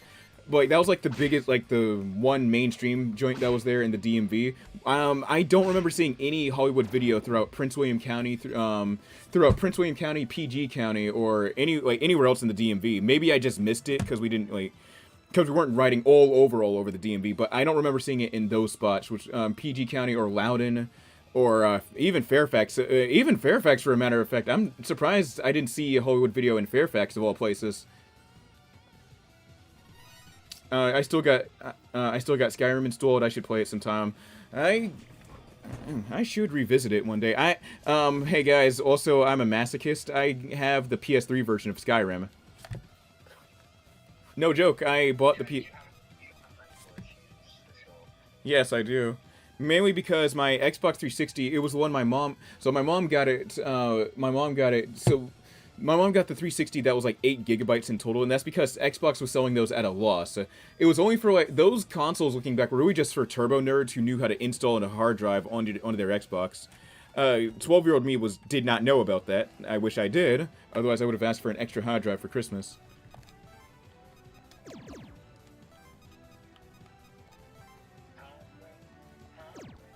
Here, let me clear the area for Makoto.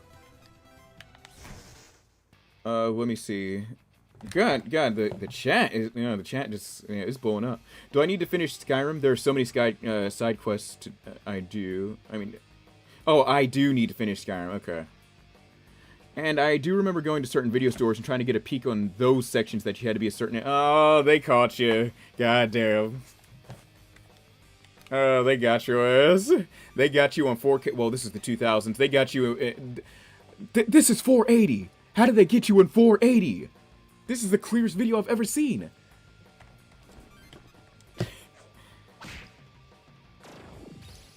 Let me see. Let me see. I would yeah. I would ask if the PS3 version is that bad, but I played the PS3 version of New Vegas, so I think I got an idea. I did too, partner. Twice. Well, I bought it twice. Look. Hold on. Look what it... Hold on. I got you, man.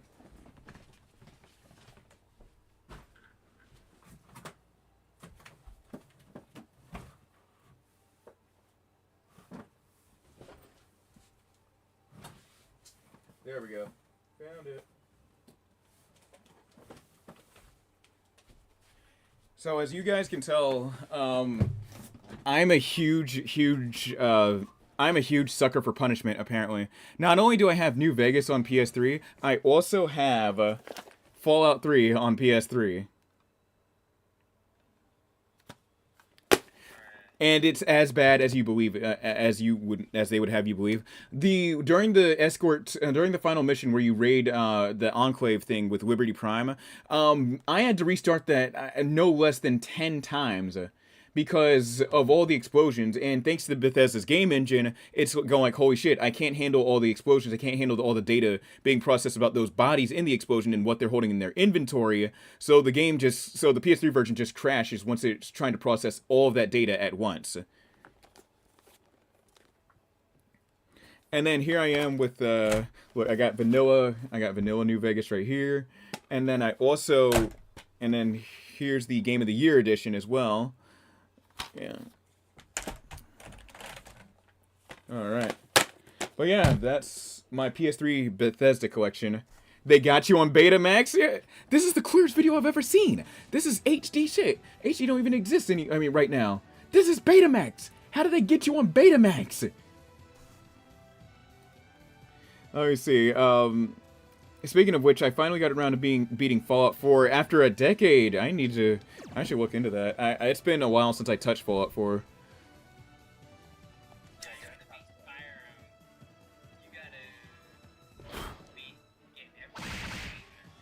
What? Oh god.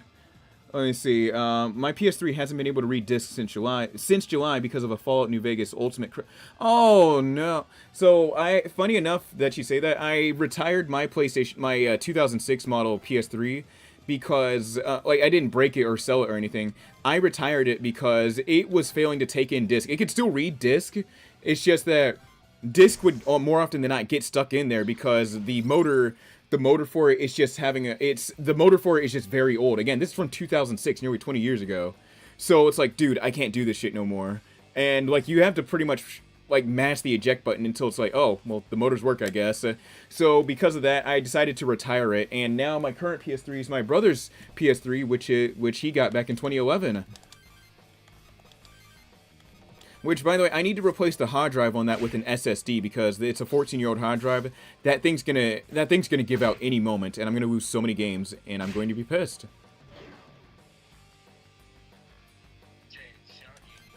What? SMT5? That wouldn't be a bad idea for a stream. Alright, and I put 7 in my magic stat. What? You still haven't played SF5. That's I played it for 10 hours. Made some decent progress on it, too. wow, 10 hours. Yeah. So much time.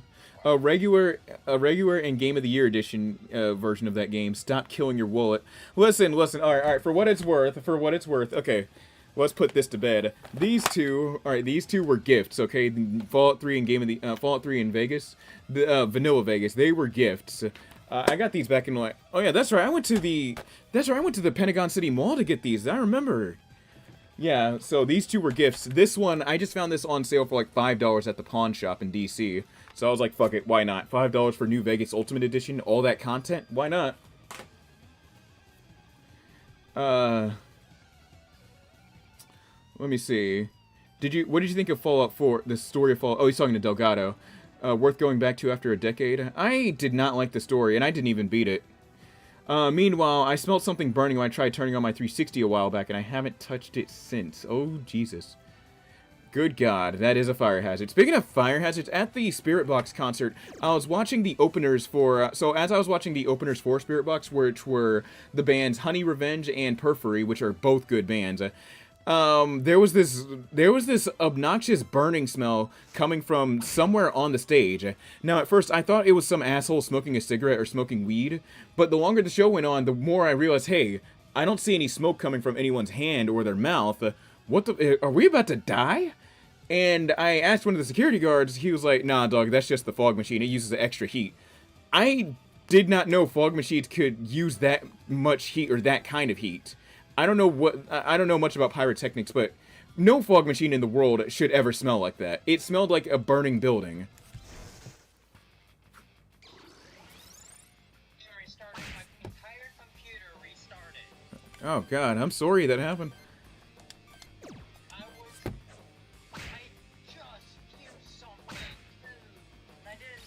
No, that's fucked. Sorry that happened to you, Amy. Alright. He just knocked out... Yeah. Ooh, that's a hot take, though. I didn't mind the story. It was fun for what it was. Pales in... Oh, never mind. I thought you said the Fallout 4 story was better than New Vegas. Ignore what I said. Disregard. But yeah, it leaves a lot to be desired.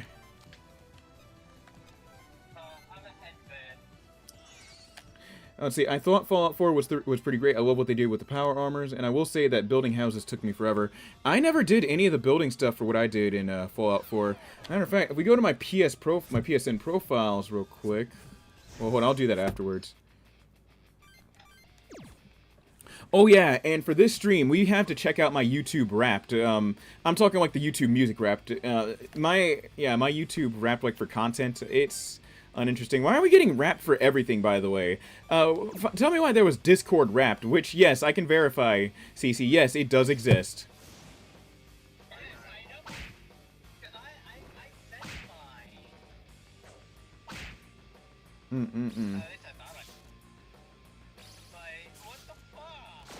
Well, yeah, I watch mostly like true crime, like 48 Hour stuff. I watch a lot of technical stuff, as you already know. I also watch a lot of just stuff about JRPGs and game analysis. Just my bread and butter. Let me see. Positivity is hard to find nowadays, because it seems like now to make it on the internet, you have to be political, overwhelming, negative, or a grifter. I see that a lot in my YouTube recommended as well. Speaking of grifters, though, we did get the... this is how I know the ancestors are watching YouTube. So, a lady named... I don't even know if I want to publicize her name, because she's that bad. But it was, let's just say, huh? It's this racist-ass lady. All you need to know about her is you might recognize her. She's famous for cooking some kind of pot and then just saying broke-ass niggas as white as she was. Anyways, what happened was, huh? Yes. So what happened was I found out this morning that her whole channel got demonetized, and going through her YouTube channel, like her YouTube video library, I am not surprised I mean, I'm surprised it didn't happen sooner. Actually, you know what? I'm not surprised at all. YouTube likes that kind of stuff.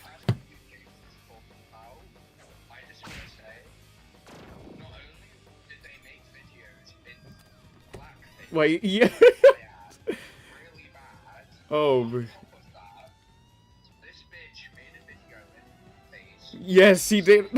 I am surprised. It's bad when he gets taken away, because she won't be able to. Like, that was a wild ass video to make. Again, I'm more surprised that like YouTube didn't. No, sure, I'm not surprised YouTube didn't take it down sooner because again, the quartering exists. Like, oh my god. So she got demonetized, but what killed me about the video was this is so funny. So I don't take pleasure in laughing at people's financial misfortunes, except for people like this. So what happened was she said, "Well, it's gonna be." You know, I gotta zoom in. Hold on. So what happened was this lady said, she said, "Well, this is gonna suck now because I can't pay my thumbnail artist and I can't, and my electricity bill is due, and all the equipment I use a lot of electricity." Lady, that's on you. You didn't have a plan B. You did. So why don't you get a job, you grifting bitch? Oh, because she lost her, and the lady lost her job too, for a real estate company or whatever. And it turned out one of her managers was a black woman. Phew. But yo, lady, get it, like, start, like, you know how in elementary school, like, you know, or middle school, you tell your teacher, "Oh, I want to be a baller one day," but do you have a backup plan? This is why you need a backup plan, because of dumb shit like this. Like, oh man, but still, but yes, in order to be successful on a lot of platforms, you've got to be like a grifter. Well, not got to be, but if you want to be overwhelmingly successful, you've got to be negative, a grifter, or political. I mean, I keep my streams positive, but I do like joking on stuff like this when it's happening. That shit's funny. There's a lot of things I'm surprised don't. Yeah. Right? With what you're talking about, right? Yeah. It's like, she would be the first type of person to say that, like, liberal people or Democrats who are, like, grifters, but yet this bitch literally makes content with blackface and is begging for money. Like, and blackface aside, it's a messed up thing to say, but just bear with me. But blackface aside, though, even before that, she had all these crazy racist videos. I'm not too surprised that YouTube didn't remove them sooner because again, they love that shit. I think they only kicked her off the program the only reason they kicked her off the program was because she was racist. That's why. And James is right, YouTube likes white supremacists. what'd you say? YouTube likes white supremacists. Yes, it does, and this is proof of it. And like no, and the reason why I say that like she's racist, like YouTube removed her because she was openly racist, is because YouTube ever since 2017, 2018, any article written about YouTube is bound to have some kind of drastic policy change. Ever since the Wall Street Journal article with PewDiePie, so I can see why they don't want to take that kind of risk with keeping her around on the program. And also, not to mention as well, James, I'll get to your messages, guys. I got you all. like with what you're talking about too, like I do agree with you because why was Charlie Kirk on the platform of YouTube for so long? Because he was. Like that. Yeah, Charlie Kirk was only on the platform as long as he was because he was quietly racist. That's why. I wouldn't say openly saying that you have to question black women. That's right. I forgot the pilot thing. Yes, but that I forgot about that. Yeah. Oh my god. Let me see. Hold on. I'm gonna get to. Yes. And also, he had plausible deniability on his side too, and plus, he was just really rich and privileged as well. He lived in like some suburb of Chicago. I think it was not Aurora. It was called I think he lived in Arlington Heights, which is like in somewhere like in Cook County, out like on the outskirts of Chicago. I don't remember. Do you know what's funny, James? Yeah. Charlie Kirk became really racist because he got upset that black women. Yeah, he took his position at the Marine Corps. And he didn't. Yes, I remember. Hey, I'm gonna get. Yes. Yes. This shit was wild. Here, I'm gonna get to y'all messages. There's a lot of things I'm surprised don't get removed from the internet. Like, there's this one idiot that thought it would be a prank to spray bug spray. Oh, you can go get federal prison time for that, too. Oh, yeah, that's food. Yeah, he sprayed bug food on, I said bug food, bug spray on food in Walmart. Oh, yeah, that's federal time. Yeah, that's tampering with food. What else is the name of the charge? Yeah, that's federal time. Yeah, the CDC would... Huh? Yeah, I remember that. I remember back when those videos went viral in 2019, the girl was like, yo, we trying to start a whole plague. And now, like, every time I think of, like, 2020, I think of her. I think she caused all of this. I just can't prove it. Let me see. Damn. I know, that's crazy, man. She's talking about, damn, I can't pay my electric bill. I gotta pay my thumbnail art. First of all, lady, one, have a backup plan. Because this was not gonna last, as racist as you are. Even for YouTube standards, they're like, yo, we about to get... Wall Street Journal's about to be up our ass again. We gotta take her out now. And then two, not only that, but like, you're sitting on electric bills whilst using very expensive... Like, this equipment alone, what I'm using alone, probably sucks up a lot of power. I'm surprised my parents haven't bought me up on that either.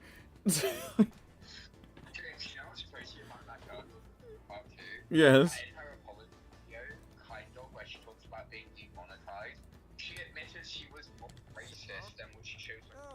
It's again the crazy. You know what's crazy, y'all? I could make a faceless YouTube channel and then use my white guy voice like this, and I could make some of the most abhorrently like racist content and then make money off of it. Isn't that crazy? Without showing my face. Wait, you'd have to go into Uncle Ruckus. Like, I'd need to go to Uncle Ruckus mode. Uncle Ruckus, no relation. Now, you see them black folks over there. See, that's what we... Like, see, it's like, I would need to get down to that mode. Like, what? That guy who was so black, who infiltrated the KKK, because he had parasites, and they didn't... that's what that reminds me. Yes. I still love that movie, Black Klansman. Hold on. Speaking of people who's backfired, Griff backfired. Sydney Sweeney. That's right. So Sydney Sweeney, I can tell that she just fired her publicist or whatever, because whoever this new publicist is, what happened was that they put out an apology for Sydney Sweeney saying, "I'm sorry, I disavow white supremacy." Lady, you had the better part of a month, or publicist, y'all had the better part of a month to write something out for her, as basic as "I disavow that."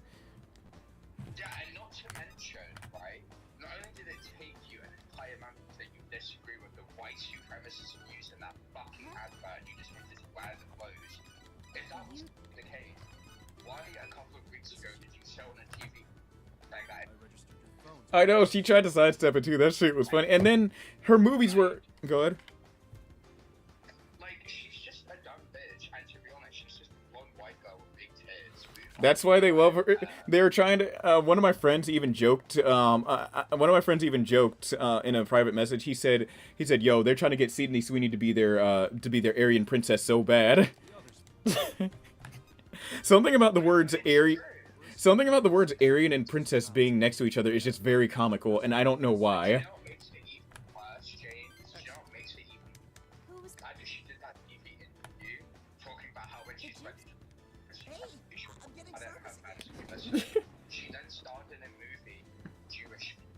It is wild. Yes. Yeah. Yeah. Alright.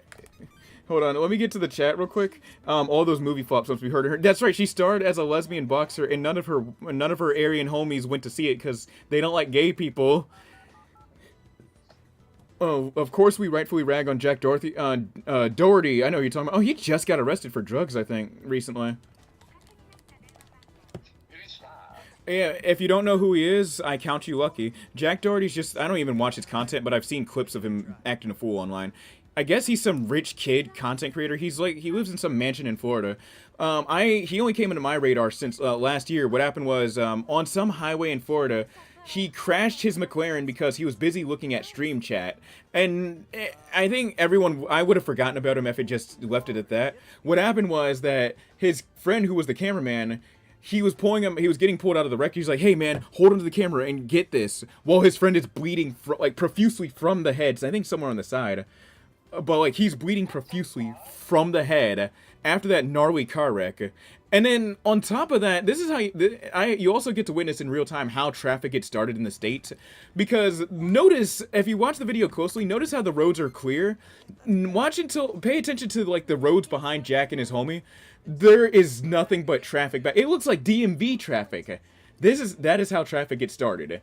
So everyone's day got ruined because this dude wanted to text and drive or whatever. Go ahead. And you know what's crazy as well, Dan? Racist bitch. You have not been a name. Again, I don't want to reward her with publicity. I know. So, that was another guy, James, who recently picked up Complain more, because he Joe. was like her. Mm-hmm. But he went about like interviewing black women. Oh, I know who this is. They should sleep with white men because it would make that pure. And I don't. shit like that, like This. fucking why? The thing is, I don't know if I should. Oh God, I don't know if I want to say this joke out loud. Never mind. All right, in the words of Low Tier God, if you know, you know. It's a video of him in the blue shirt. I do not listen. My relatives watch me.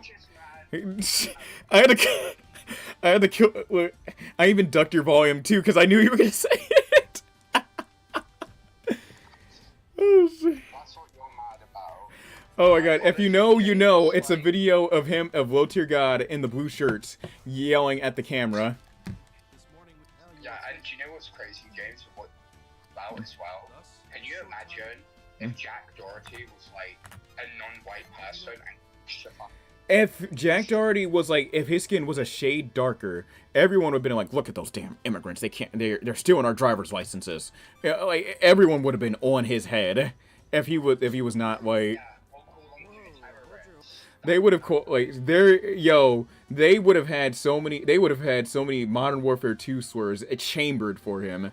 You want to know what joke? Oh my God, there's gonna be video of me saying this shit out loud. Oh, you know what? I'm not gonna say it. Low Tier God's gonna say it. Let me cue the video real quick. Matter of fact, let me search. Matter of fact, let me search my DMs for it. Hold on, because I know I sent it to my uncle. Hold on. And don't worry, Uncle. I'm not exposing our DMs. I'm just exposing like the video I sent to you a while back. This shit is funny. I'm not gonna say it. Yes. Do you know what annoys me? To you, Mm-hmm. I my head like the same as Leonardo. I don't know why I do. I don't know either. Look, even Discord knows what's coming. They don't want to load it. So I'll just let me advance dialogue real quick. All right, here. Let me make sure it's on the right screen too. All right, I gotta go through our messages. I need to search for the message because I know which one. You already know which video I'm about to pull. James, I also thought you might pull the other. You should. I found it. Oh my God, I found it here. Let me open it in a different tab though. Okay. Oh my God, I found it. All right, let me alt tab into OBS real quick, and then let me alt tab into OBS, and then give me my monitor. All right, cool. You guys ready? I'm not gonna say it. A certain someone is gonna say it. Hold on. Let me run it. Oh, hold on. Is my computer even loud enough? It's not. Hold on. Oh, hold on. Let me save state real quick. Here, I gotta save state it. Alright, cool. Exit out now. Alright, let me run over to Discord real quick. Here it is. You guys ready? This is like, so you were talking about the street interviewers saying racist shit about black people. This is, every time I see clips like that across my feed, first thing I think is, You guys don't possess the BBC gene. That's why you're upset. No BBC equals anger. now, no, oh, hold on, whoa, DMs, hold on. Oh, shit. Oh my God. But it's kind of true though, cause like why, like, cause that same street interviewer, I recognize him because he's on Twitter. He pops up on my For You feed. I don't even follow the guy. He's always said like he always has to say. Oh my god, my friend and I often joke. Yeah. Like, why are white people so obsessed with me? I don't know why. Oh my god, I don't know why they're obsessed with us. Oh my god. Here, hold on. My friend and I often joke about how I could probably make a successful grift being an Uncle Ruckus on lot. And now, if you're showing your face and you're doing that activity, then you've got either, like, just no more dignity left in the tank, or you just don't care anymore. Like, there will never, ever be footage or text of me online denigrating my, you know, other black people, man. Like, no. Not even, no billions of dollars cannot convince me to do that. Alt-tab. Oh my god. Devil Survivor 2. Record breaker. Wait, did it play from the tab? Hold on, guys. Did it play from the tab? I hope it did. Otherwise, it's gonna be real awkward. You just watched a man yell at the screen for no reason. Now I gotta go back.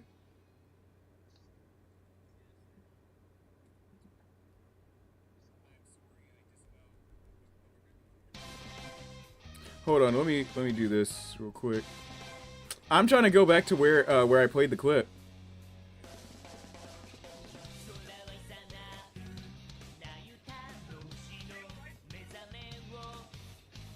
I found it.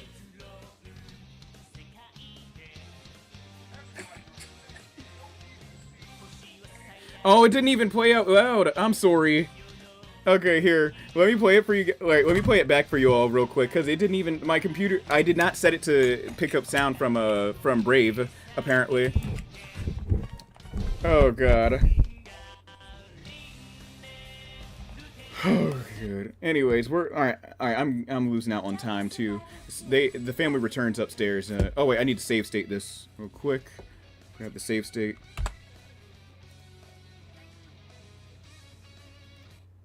There we go. F11, then Alt-Tab. Oh man, the only blue shirt clip I remember is the one where he calls out various games for his stream snipe problem. I caught on Tekken, nigga, stream snipe. Oh my god. I think I remember that clip. Low-key, that's how I feel whenever I play ranked in Tekken. I cut on ranked. Y'all dudes, it's blasted. If anyone was a problem back then, it was Eddie. It was Tekken 5 Eddie. He was a huge problem. I think to an extent Christy as well. They share a similar moveset. Oh, my fault. It's loud. It's loud. It's loud. Oh my god.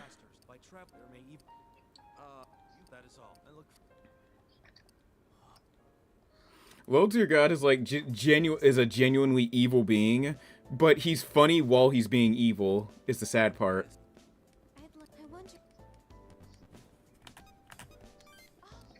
Alright, let's go, and then we'll get some answers once we know that. You're right. Wait. Wow. I've never been a fan of content like that because, yes, yelling can be fun. But people who scream just because of it are irritating as hell. Are you talking about fighting game streamers or whatever?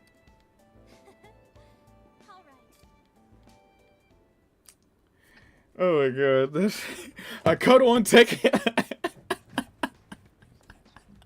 I cut on Tekken. I cut on Tekken, nigga stream snipe me. Oh man, low-key, that's how it is whenever I play Call of Duty and the skill-based matchmaking kicks in. I cut on Black Ops 6 SBMM. I cut on Cold War skill-based. I cut on Black Ops 7 skill-based. Low-key, I can kind of relate. Oh my god, so who sent me a message on Discord? Better not have been one of you all. Oh, it was Uncle. Hold on a second. Don't you get the best? He found the video. Oh my god. He found the video. Is this real? How did you get this video? This one's hard to find.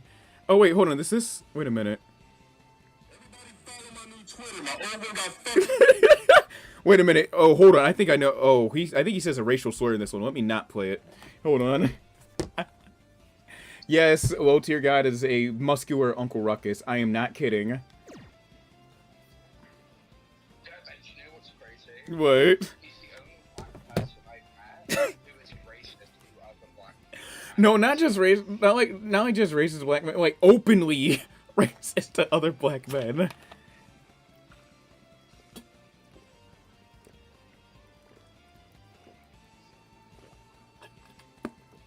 I need to, I gotta make a podcast where I just not even call out, but just make fun of the crazy shit that racist people say. Like, Low Tier God.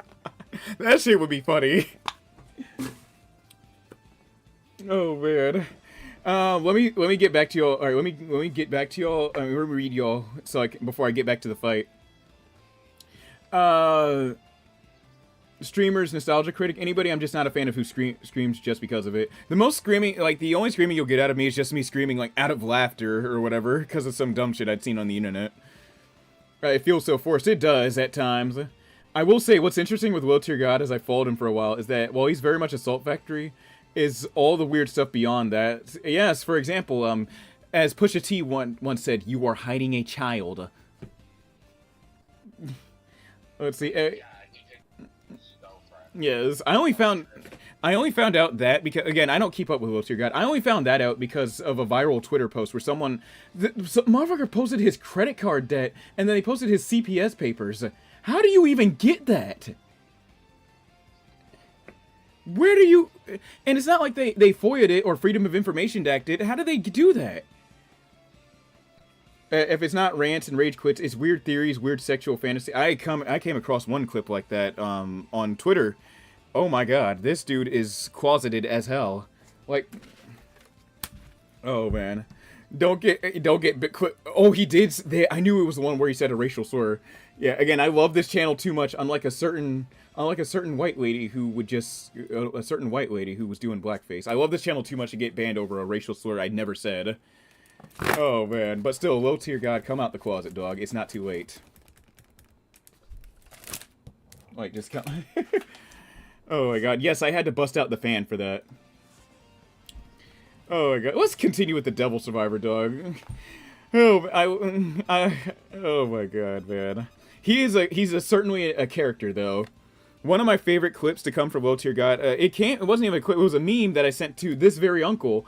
What happened was we were joking about how Squad Zero was overhyped in Bleach, and then I sent him a clip of Aizen cursing out Grimmjow, but it's just Low Tier God banning one of his mods, which was the same meme I used in that Saints Row 2 video when Shogo got demoted to Lieutenant.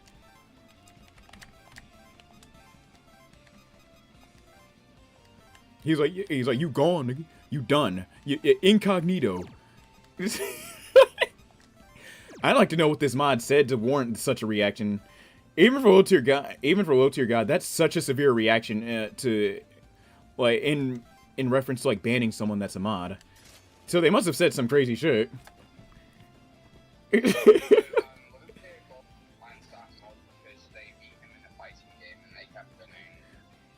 Are you?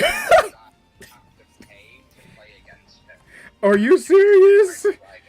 So you heard it here, folks. It was a mod that he was. I thought he said something very crazy to get, like, even for Low Tier God standards to get. I knew it had to be something little. Oh my god! So you heard it here, folks. It was a mod getting banned because they beat him in a few matches. Like, holy shit. Let me see. Those niggas were. Oh, you're talking about the Squad Zero? Yes, they were, dude. In reference to that King Von meme where they were like overhyping him, he was a serial killer. People were treating Squad Zero just like that from Bleach. They were serial killers who bragged about killing people. No, they weren't. No. Oh, but except for Ichibe. Oh god. In terms of stuff like being doxxed, his detractors hate this man. That's how it's gotten so wild. Yet the child stuff is more wild to me, with him having hours ranting live about the idea Oh my god, that clip got recommended to me, strangely enough, after I found that viral Twitter thread, and I left, it was a video of Low Tier God talking about why he will never have a daughter, and it was just weird sexual, borderline incestuous rants, so I left a comment under there when it came out that he had a secret family. It was just Meet the Wilsons, and quite a few people liked that comment, and my subscriber numbers went up, I guess. Whoever joined my channel, whatever, thanks to that, I'm proud of you all. Again, I don't follow Low Tier God lore that much, but, like, when it's getting pushed to me, I learn a lot about this man, against my will. I'm still not over the fact that they got his, that they got his credit card debt and his, and what else was it? And his child support debt, and, I mean, not child support debt, and his child support stuff, like, without even doing a FOIA request. That is incredible. I don't know how they get that. Listen, man, I don't beef with anybody online, okay? I hope that under the odd circumstance that I'm beefing with someone, nobody pulls my credit card numbers or anything. I hope nobody pulls my USAA. Like, that'll be it. Like, how did they get that? Yo, like, imagine they pull one of my imagine one of these motherfuckers pulls one of my doctor's visits from, like, a month ago or something. Like, how do they get that? Isn't that crazy? If anyone deserves that King Von meme, it should be Low Tier God's haters, because you need a FOIA, to get stuff that you can't get a FOIA request for is incredible.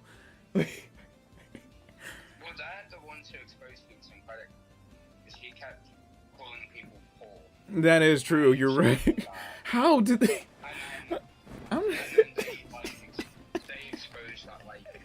Yeah. Yes, like... Oh, you know what? I think they got the child support stuff not because of CPS, but because it was a court dispute, and typically court stuff is public information. I know this because Anthony Fantano, like the biggest music reviewer online, what happened was he was going through a divorce in 2022, and he gave a negative review for this Playboi Carti album that just dropped at the time. And Carti's fans were not happy about this. So for God knows why, they went to whatever Connecticut county it was, pulled the info about his divorce, and then they put it all over the internet. Like, okay? Like, what?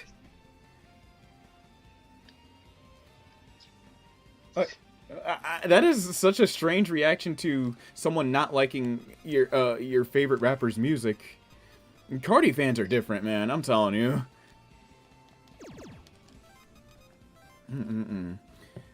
Carti fans may be different, but they'll listen. If it was a bad review of a Nicki album, for all intents and purposes, they would have gone farther than what's already public record. They probably would have gotten this man's blood type, for all we know. Here, let me catch up to chat real quick. Another type of content I don't like is YouTubers who make videos that are basically, hey, you know the thing you like? It sucks, and I'm gonna make you hate it. I mean, I welcome different types of different types of takes or whatever. They're reasonable, if they're reasonable, sorry. But like I said, I can't do and I can't either, yep. They're gonna get your SSN, yo. If there's two people I'm not online that I'm not trying to start beef with, it's Low Tier God haters and Nicki fans. Dog, Nicki fans will kill your entire family if you talk shit about one of her albums. No, they'll kill your entire family and then take a picture of it saying "Stan Nicki" and then post it to the internet. That's a crazy statement. Nicki fans go hard in the paint. Like, Nicki fans also deserve that King Von meme too. They were serial killers. Oh, let me see. That stuff sucks, Maze. I remember when a video came out on the Boys comic being bad, and my brother, who never even read the damn thing, tried to argue with me. I hate when that shit happens, too. Oh my god. When people try to inform you on media that you know more than them about, when they've never interacted with it, it's wild. Opium fans are a trip, but it was Ken Carson fans, technically, so I understand. Ken is kind of trash, so Ken Carson has shooters like that? Really? I didn't know. I didn't know Ken Carson fans were like that, but okay.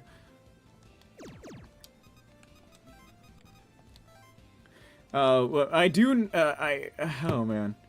Don't even get us started on what would happen if he said something about something bad about a Beyonce album. Oh my God, they will travel back in time and kill his great grandfather and mother to keep him from being conceived. If he did a negative review on a Beyonce album, Beyonce girls will kill you.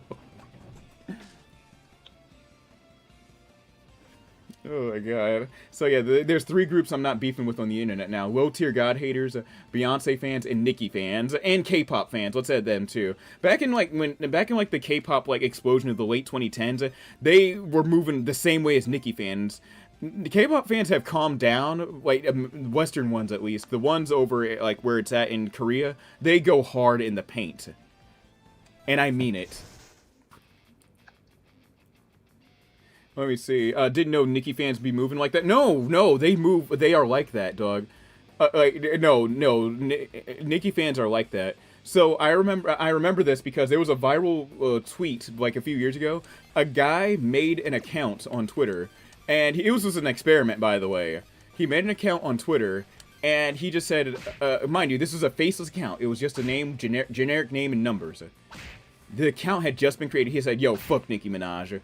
Before he even went to sleep, they had his home address. Yo, man. Hey, you know what? That's actually a good way to say, say you're being kidnapped or something, you have a secret phone. Instead of going to your social media saying, "Hey, I'm being kidnapped," all you need to do to get them on your location, just say "fuck Nicki" and "fuck Beyonce," and they'll be there. Like that. James is completely telling the truth because there was also somebody who made a tweet of they don't like Nicki. Within 10 minutes of that tweet, Barb's exposed their social security.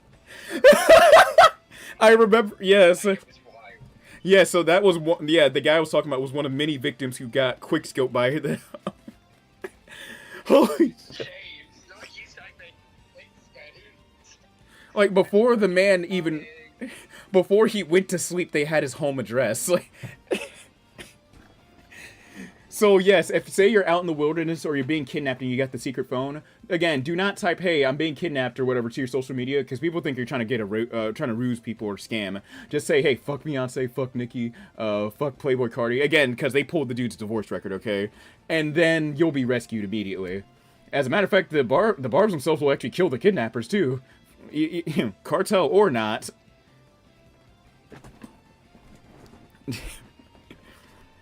Oh, let me see. I'm an MJ fan, and we're not psychos like the others, but we just don't take well to people who still believe those bullshit money-hungry allegations. Which MJ are we talking about? Are we talking about Jackson or Jordan? Let me see. And let's see. You want to know something worse? Real life just to study their brain because Drake fans when you meet them Drake super fans when you meet them in real life are the craziest glazers alive. You would think that they were Drake. You would think that they raised Drake by himself with how much glazing they do. Now online, you know who needs to have a clinical study? Online Kanye fans. What are we doing? And I'm talking before the Nazi stuff.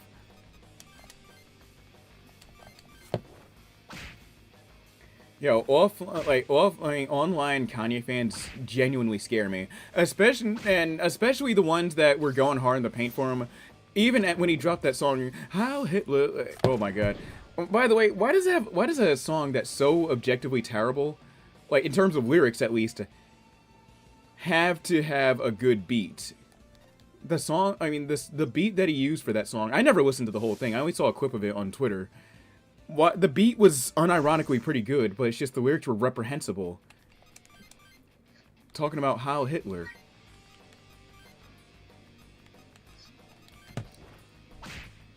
And you know who I don't feel bad for? All of the 20-something actors that appeared in that Heil Hitler video. Do you know how wicked of a digital footprint that has to be?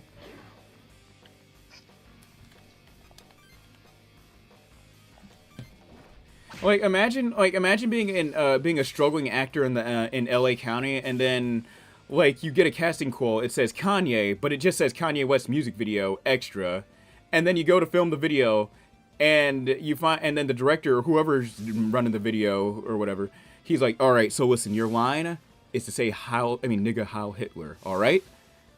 And then after hearing that, you still accept the job. Isn't that wild? And you know what's also crazy? All those dudes I know they got hella blacklisted from Hollywood after that. Again, that's gotta be a crazy digital footprint to leave behind. Or just footprint in general, because, like, imagine some of these guys go on to have kids and then that gets brought back up and they're like, Dad, is that you?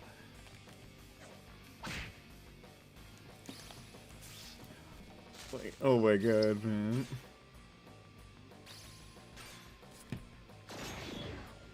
Like, dog, listen, if I ever had kids, I would rather I'd rather, like, them somehow find out that I had an OnlyFans at one point in my life than have them find out that I was in a video talking about Heil Hitler.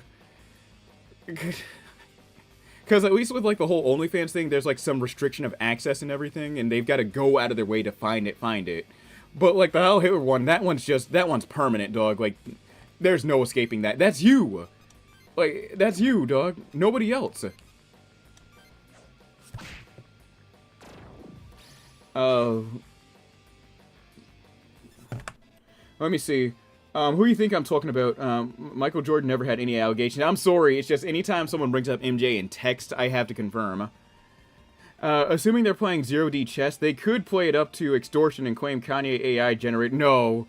I don't think AI is helping anybody out right here. Because if you listen, one thing I will tell you from watching, like, from reading a lot of just like criminal cases and trials, is that parents and family know who their kid is when they see them on CCTV. So someone out there recognizes at least some of these guys. I don't really understand the whole, what the song is about. Apparently it's about a person getting canceled on social media. I read the lyrics. Again, I am not giving that song a view, okay? I read the lyrics online, and it's about Kanye being canceled for the whole Nazi thing back in 2022, and everyone calling him anti-Semitic. He was getting canceled by record companies and stuff. Like, no, just nobody, like, you're being canceled because you're a genuine Nazi. A black Nazi. You know, there's all this controversy about DEI and everything. They're giving DEI to black people, DEI pilots. I gotta say, listen, man, I can tell that we've made progress as a society when Nazis now have a DEI program. Can I be honest with you? Yes. What?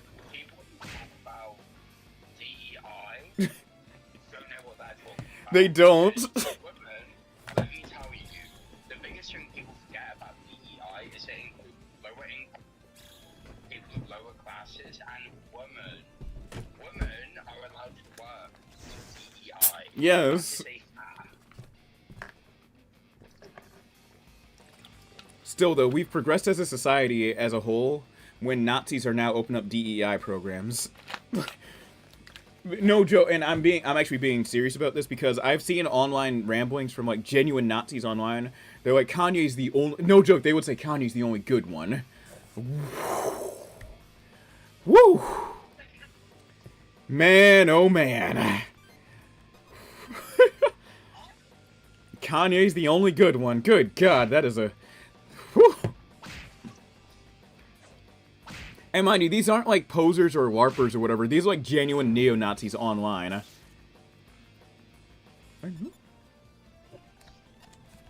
Let me see. Kanye West just feels like a really weird case of somebody who's walking around with a sign that says, "Cancel me, please." But for some reason, they just won't do it. There's a very funny picture of Kanye West. It was taken this year or the year before. Of Kanye West wearing a t-shirt with the swastika on it. The reason why it's so funny to me is just because of the blank... is because of Kanye's body language and just the blank expression on his face while he's just out there wearing the Nazi shirt. Like, what are you doing? And what's also crazy was that Kanye actually had that shirt for sale on his website. I chalk it up to Kanye's own need of attention, maladapting over his life by way of unchecked ego and his mental illness. Won't undo the damage even post-apology to the rabbi, but I hope he gets help. I do too. Oh man, because like I don't even know what I don't even know if there's any psychologizing our way out of this one. I don't know if he's stopped taking his bipolar meds or if he's just, I don't know. That and the clan getting DJ Academics is hanging out with racists? I mean, I'm not surprised given, you know, he's DJ Academics. I've always hated him, to be honest. But like he's hanging out with he's chilling with Nick Fuentes or something? This is Is he killing with Charles Thorson of the South Carolina Baptist Church? Oh my god. But DJ Academics, damn, I'm telling you, man, like, I guess the Nazis are in desperate need of recruits, and they open up the DEI program to DJ Academics, I suppose. Like, damn, man, like, then again, it is way too easy to grift, I'm telling you, like, I could make a faceless YouTube channel right now and put on, like, my more white-sounding voice, and then just talk, like, you know, just go hard in the paint, those damn black people, and then make hella money off of it.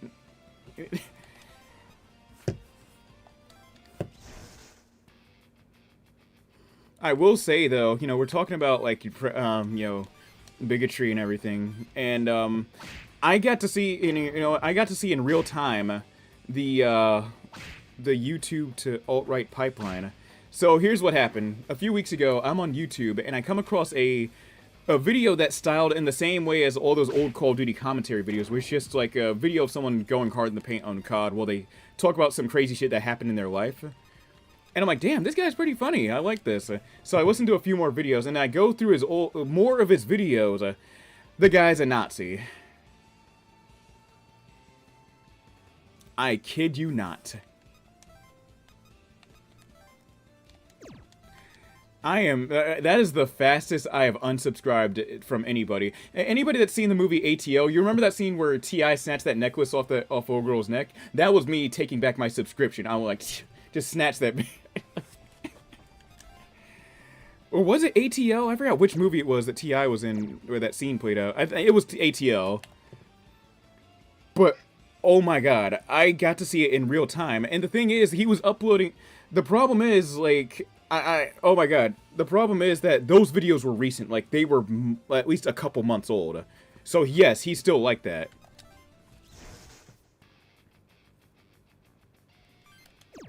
And it sucks, too. And you know what? That's exactly how they pull you in. They pull you, like, with... One thing I've noticed with, like, this whole alt-right pipeline thing is that they pull you in with something innocuous, you know? Like I said, it was, again, this guy... How I discovered this guy, he was just doing Call of Duty commentary, talking about crazy shit going on in his life.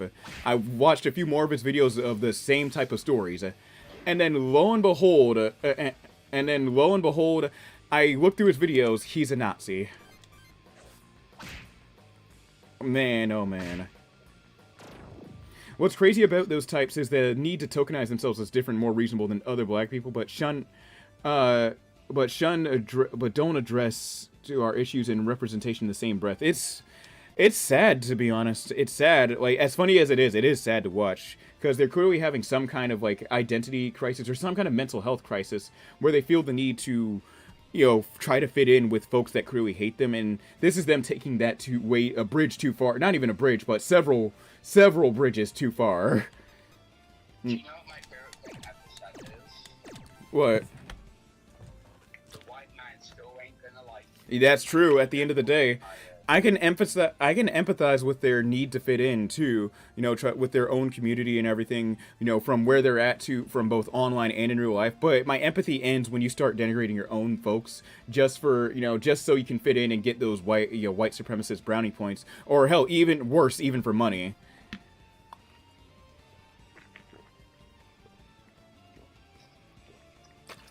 Again, my empathy stops right there.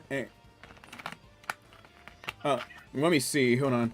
If it takes all that to make a lot of money, I'd rather be. I would too. I'm happy where I'm at. Like, yeah, I don't like the money I'm making, but I'm happy being where I'm at. I don't need. I really would never. Oh my god, I could never denigrate my own people just for easy cash. Again, it is too easy to do that. You don't even need to show your face.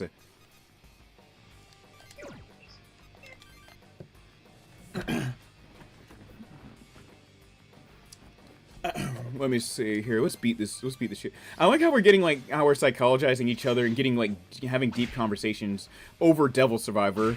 This is what you get when you come to my streams, y'all. Subscribe for anyone new. I'm not a licensed psychologist though. You better talk to your family or find one in your town or city. I can't help you right there. I'm not your dad, okay? But still, I like when we have these kinds of conversations on stream, though, for real.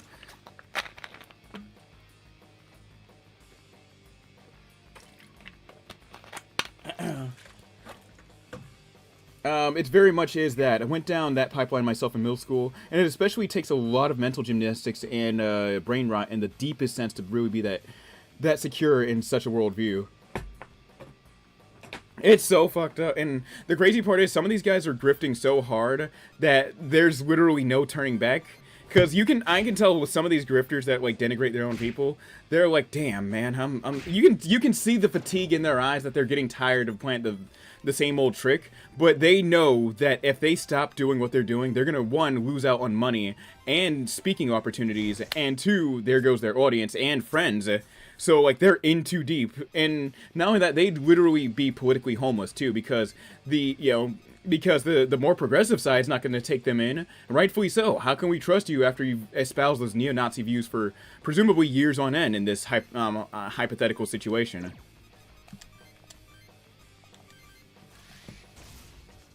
There's actually a few talents that I have that could make me some money, but the problem is I'm very camera shy.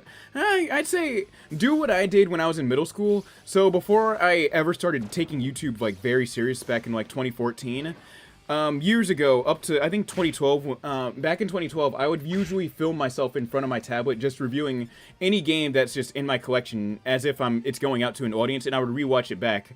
I even played some of those videos for my family too, and they said you could make a career out of this. My problem was the thing is, though, they were when they said career, they meant as a TV presenter. Y'all gotta remember, it's like the early 2010s. Yes, YouTube has taken off, but like the partnership program at the time, it was only like a select few people, and it was very notoriously difficult to get into. And I think they loosened up partnership requirements by 2014, but still.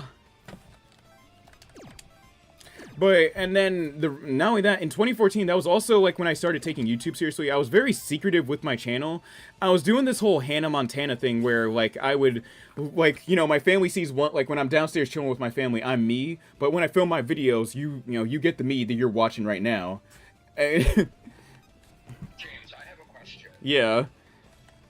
When that person said they have talents, but that camera shy, what talents? Yeah, addressing you, Maze the Great, is presuming you can't hear Cece because my microphone. She's asking you, what talents do you have that you could take to YouTube, but you're too shy to be on camera?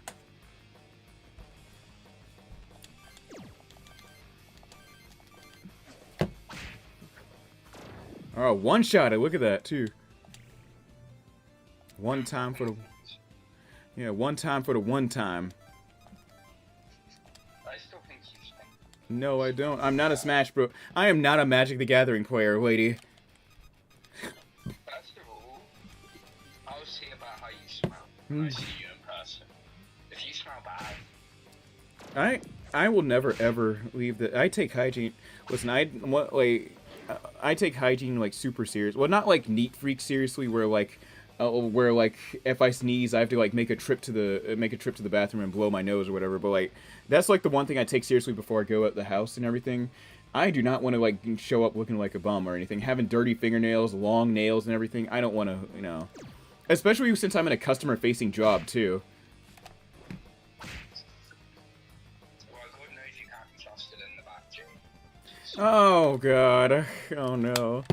I think even the most prolific commentators, if they manage to have their own channels, were working with networks and indie media sites like Blaze Media. That's right. Did you? You're talking about Blaze. Do you remember that controversy last year? What happened was it was found out that Lauren Chen, who was like a huge She was like a huge like right-wing lady. What happened was, it turns out she was being played by the Russians alongside Tim Pool, and like Lauren Chen got so scared she nuked her entire YouTube off the net. Like yeah, what happened was this got exposed through like some Supreme Court, I don't know what the word is for it, not case. I think it was a Supreme Court warrant, or not warrant, the word is there. But what happened was there was a Supreme Court thing, and then when the transcripts got released to the public, it was found out that Tim Pool, Lauren Chen, and a few other Blaze Media staff were caught doing deals with the Russians. Tim Pool was making more money than the president himself for saying shit for Russia.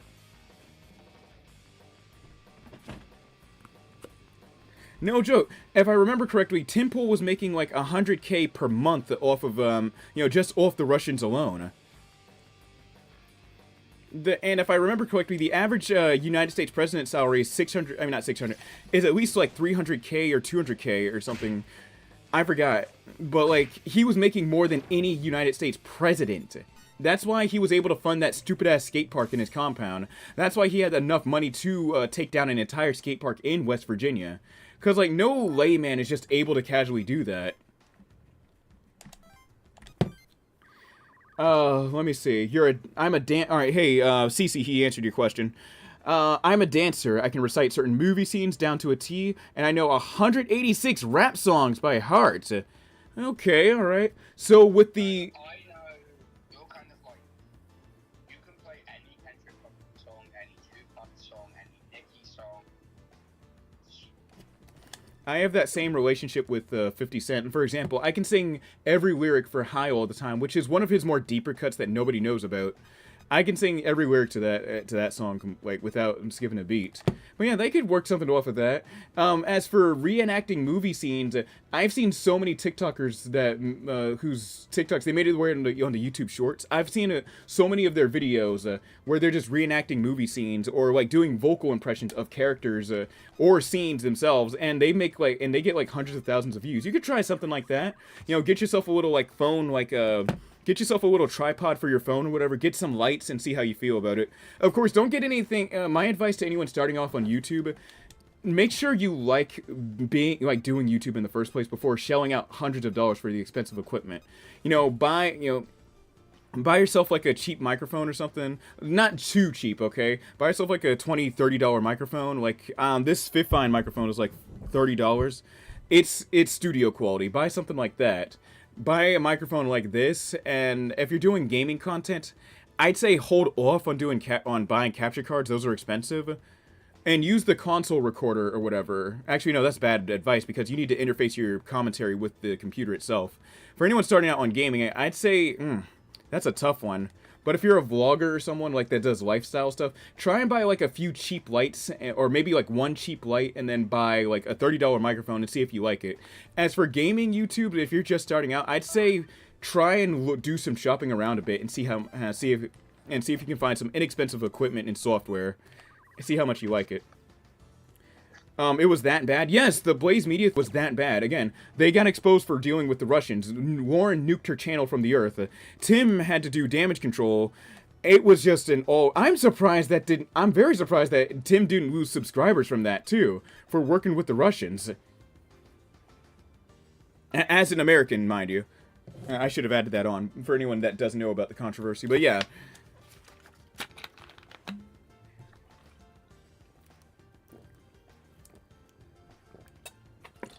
What I'm also surprised is that Tim never saw any kind of legal action for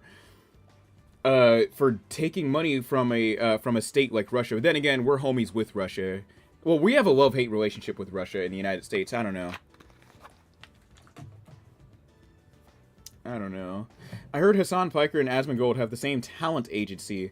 Might be Night Media. You know what? That's gonna be like the Tim Pool of 2026, or maybe 2025 if something comes out. Who knows? Alright, we did a free battle. Alright, let me do one more free battle and hook up Joe with some skills real quick. Oh, it's 11:33. Oh. I sincerely hope I never get myself into a situation like that where I fuck up something or get exposed so badly I have to go into hiding. Listen, if you're like me who just plays games and talks about the stuff you love, you should be fine. The only drama I get myself into is just reciting drama. Reciting funny internet drama.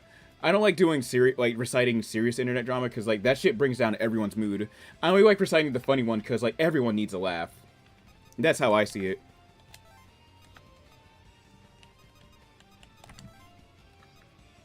All right, here I'm gonna get anti-fire.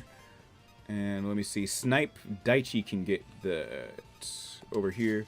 EO is gonna get. I hate extra bonus and extra cancel. Anger hit sucks too.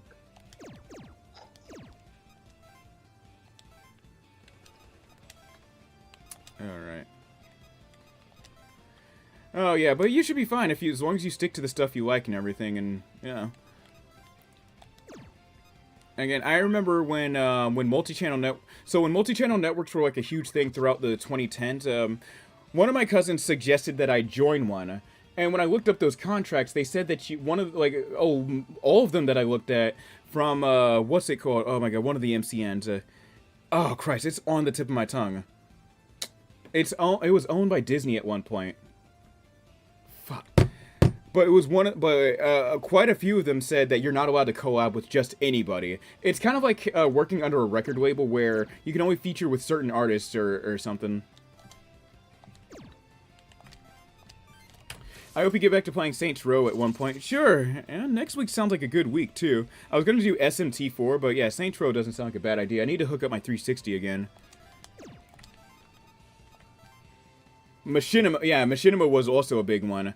But yeah, oh man, so let me tell you all guys some stories though. So, as we all know, MCNs in general are bad. That's a given. The problem is though, we never knew how bad MCNs were until like the mid to late 2010s. When more controversy started coming out about them from fucking people over with contract deals, not giving them the right money, screwing them, just screwing them over pretty much. Machinima was the worst of the worst, and the only reason we know about it now is because everyone that was under Machinima was under them for life. I kid you not. So let me back up. What happened was Machinima pretty much had taken over a majority of the nerd space on YouTube, and to an extent other websites. So if back then if you were signed with Machinima, it was like getting signed with Machinima was like getting signed to Interscope Records. It meant like you were the shit. Like with getting signed to Machinima was, well, for one, they had a contract, they had a stipulation that said you were, if you with us, you with us, which meant you were signed on for life.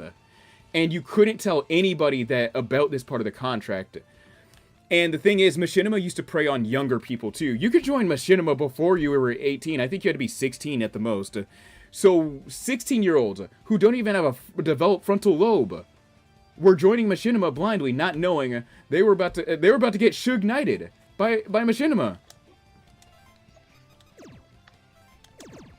I'm not kidding. Oh, Daichi gets Snipe, and where's this other crack? There it is. It's right in front of me. Cool. All right, let's get started. Oh man. Oh, you DM'd me a video. Hold on, Maze. I got you. Hold on. I got you. All right, hold on. Let me jump back up and read the chat real quick. I saw a lot of messages flooding in. Let me see. I think PewDiePie was under the Disney Channel one, Disney-owned one. That was Maker Studios. Okay, that's who it was. Considering you last left off on the last Carnelis mission. Oh Jesus, you last left off on the last Carnelis mission. You know the bane of your existence. Oh God. No. And for the young people in the audience, getting signed with Machinima was a big deal because you could get your videos monetized. Matter of fact, that was one of the only ways you could get it monetized, because even back then, YouTube actually had their partner program as early back as 2006. But the thing is, very select it's not like the YouTube partner of 2012 where they were opening it up a little bit more, and they opened it up in 2014. No, it was very niche. You needed to be like a legitimate filmmaker in order to get in that circle. AVGN was considered one, which is why his videos were longer than 10 minutes. And for any of the younger audiences, back in 2005, from 2005 all the way, I think 2009 or 10, your videos could only be 10 minutes or less, unless you were a filmmaker like AVGN. Let me see. If you think of the 2007 era of YouTube, AVGN, that guy with glasses, yeah, that's right. Oh, man. But still, but yes, if you signed for Machinima, you were signing on for life. So when Machinima went under, there was still, when Machinima went under in like 2019 or 2020, they still existed in a way, legally, they still existed in a way, quotations around that, they still existed as a company legally, which meant that if you tried to tell anybody about your lifetime contract stipulation, you would still get sued by this company that is hanging on by a thread. And again, they would do these like Suge Knight style rug pulls on literal teenagers, dog. Isn't that crazy? Oh man. I remember as a teenager getting signed to Machinima was like one of my biggest dreams whenever I was like coming up with ideas for YouTube. I am so glad. I was about to end up, motherfucker. I was about to end up like old boys from Death Row Records. Here,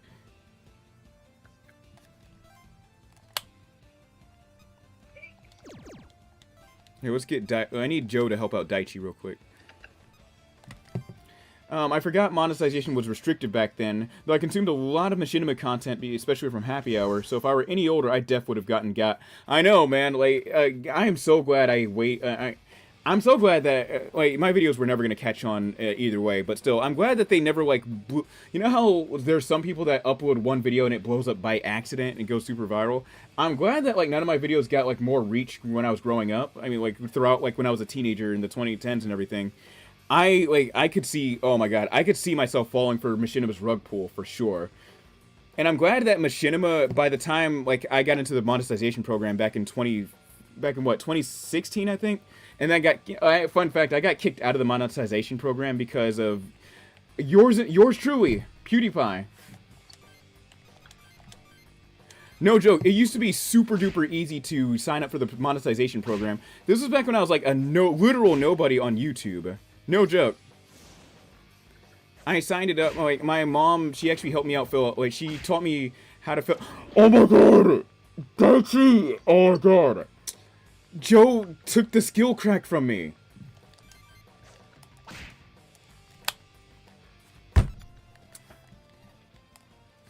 Oh my god, but yeah, my mom helped me fill out all the tax information. She told me, like, what different terms were for, like, taxes and stuff. She helped me out, like, sign up for the monetization program and everything. So yeah, but then, like, and then months later, PewDiePie's dumbass hops on camera and makes several Nazi jokes, and it got so bad to where Wall Street Journal was like, why are they monetizing these Nazis? PewDiePie ruined it for everyone, blew up the spot, and then I got kicked out of the monetization program, and I wouldn't rejoin the program 5 years later. 5 years. Half a decade, all because PewDiePie blew up the spot. Granted, this was also the whole edgy content thing by by the Wall Street Journal was kind of inevitable. I mean, come on, for God's sake, Filthy Frank was around, and iDubbbz was in his like heyday during this time too. iDubbbz was openly dropping ends on camera. I'm surprised the Wall Street Journal didn't write an article on him. Now looking back. Like, no, iDubbbz used to drop the full ER as white as he was on camera and got paid for it.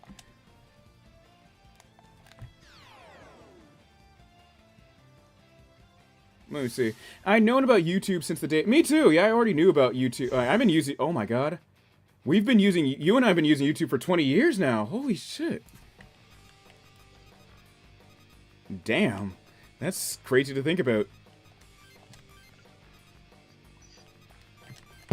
I guess could be, I didn't get into it till after I left high school. I guess that could be considered a good thing cause for a while, I would just watch music videos and stuff and didn't know about many other things. Yeah, YouTube for me, and my sisters, we just watched, like, music videos mostly. Especially, we would also try to search for like music videos that we saw on either 106 in Park or MTV, and we would try to see if they got uploaded to YouTube yet. And if all else failed, we would go into like we would go into Pirate Bay, see if those made those there too. Them and the Ginger Dude. I know who you're talking about, Matt What It Is. He was that guy. That guy was also very shady as well. Matt What It Is, the guy that tried to, he was trying to get a come up on YouTube and saying, "Yo, YouTube is doing all this crazy shit." He was trying to say that like this was a problem that everybody knew about, and was trying to tell YouTube the way that guy did it was he fucked over everybody, and then YouTube, I think they added more modifiers. The OBS just crashed. Are you serious? Oh wait, oh my bad. Hold on, let me do a network check real quick. Hello. Hi. You're welcome. What? James. Thank you, Amy. What's also funny, during the early days of YouTube, I would just search around for random videos, and there was one video that taught me about condoms, of all things. I ain't mad at you. I ain't even mad at you. God, it is hot as hell now. Here, watch how I unfold this. Watch this, watch this. I didn't learn about condoms from my parents. I learned about it from 2000. Shout out 2008 YouTube. Y'all helping people practice safe sex. I'm proud of y'all.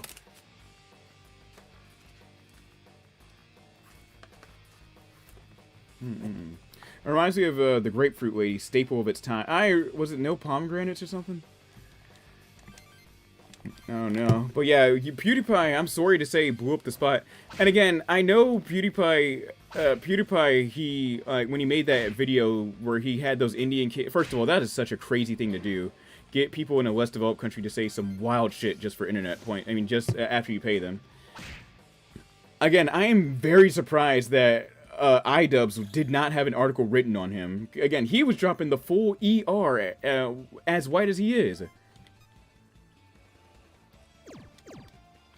And granted, the whole thing with, I appreciate him for like walking back all of his stances and everything, and unlisting videos where he was dropping ends and all that. But still, dog, you were doing that for several years on end.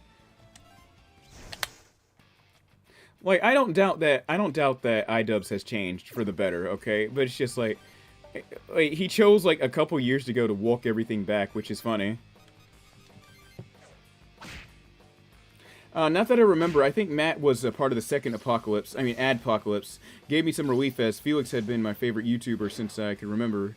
Then The Bridge, yep, and then PewDiePie that same year was like fucking shit up for everybody, not because of the whole, like, the whole Hail Hitler thing or whatever. Then and then YouTube started cracking down even more on channels because he couldn't watch his mouth. Again, this is why I don't believe anybody when they say stuff like that on accident. Why was that? You got annoyed at someone you were shooting at. Why was that the first word? I'm gonna bring this up every stream. Why was that the first word you think of when you're getting mad at a game? What a effing N-word, ER and everything. And the being young excuse doesn't work because if you're a certain age, you should at least have a sense of knowing that certain words aren't good. iDubbbz was in his early 20s when you made those videos dropping end, and it wasn't just like the content cut videos where he dropped those. Dog, he was dropping those videos when he was unboxing crazy shit from his fans. A fan once wrote to him. This actually became a meme too. A fan like sent him a letter or something, but he said, "Oh look, a letter that says that says N-word and then F slur too, for gay people." Like, I am so surprised Wall Street Journal never picked up on that. And iDubbbz had like 1 million subscribers by that point too. But again, this heel turn, I'm still side-eyeing iDubbbz for now because, like, yeah, it's good that you're making up for the bullshit you were doing. iDubbbz also had an effect on Gen Zers that were in a high school at the time too. Why are we all dropping ends in class?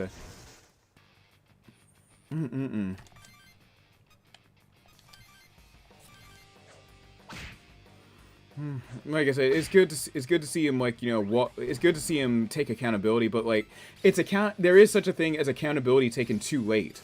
For example, like not even an hour ago, we were just talking about how Sydney Sweeney, who very likely just hired a new publicist, we were talking about Sydney Sweeney, who's just now saying, yo, sorry about the Nazi stuff, a month later.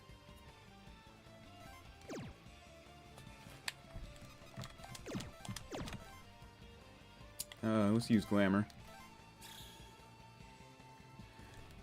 Oh my god. And move this unit over here. It's getting chaotic now.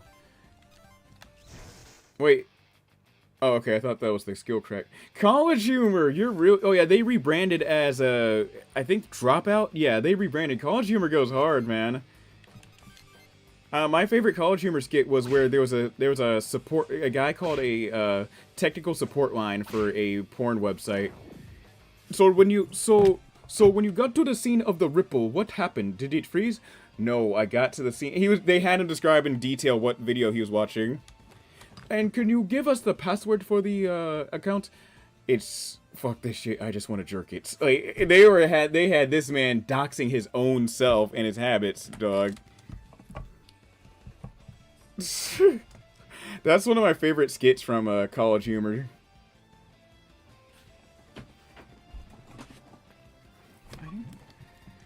Oh god.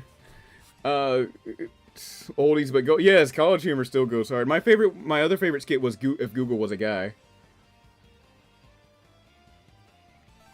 Here, let me catch up with chat in a second. It is 11:49.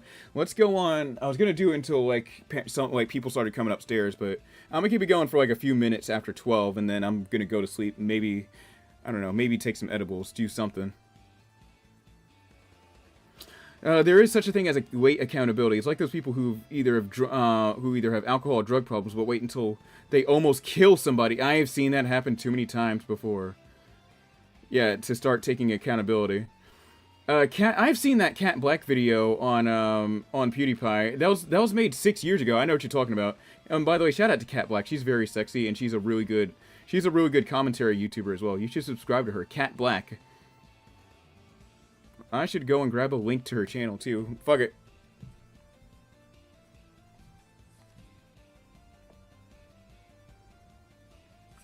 Here, let me grab her channel real quick.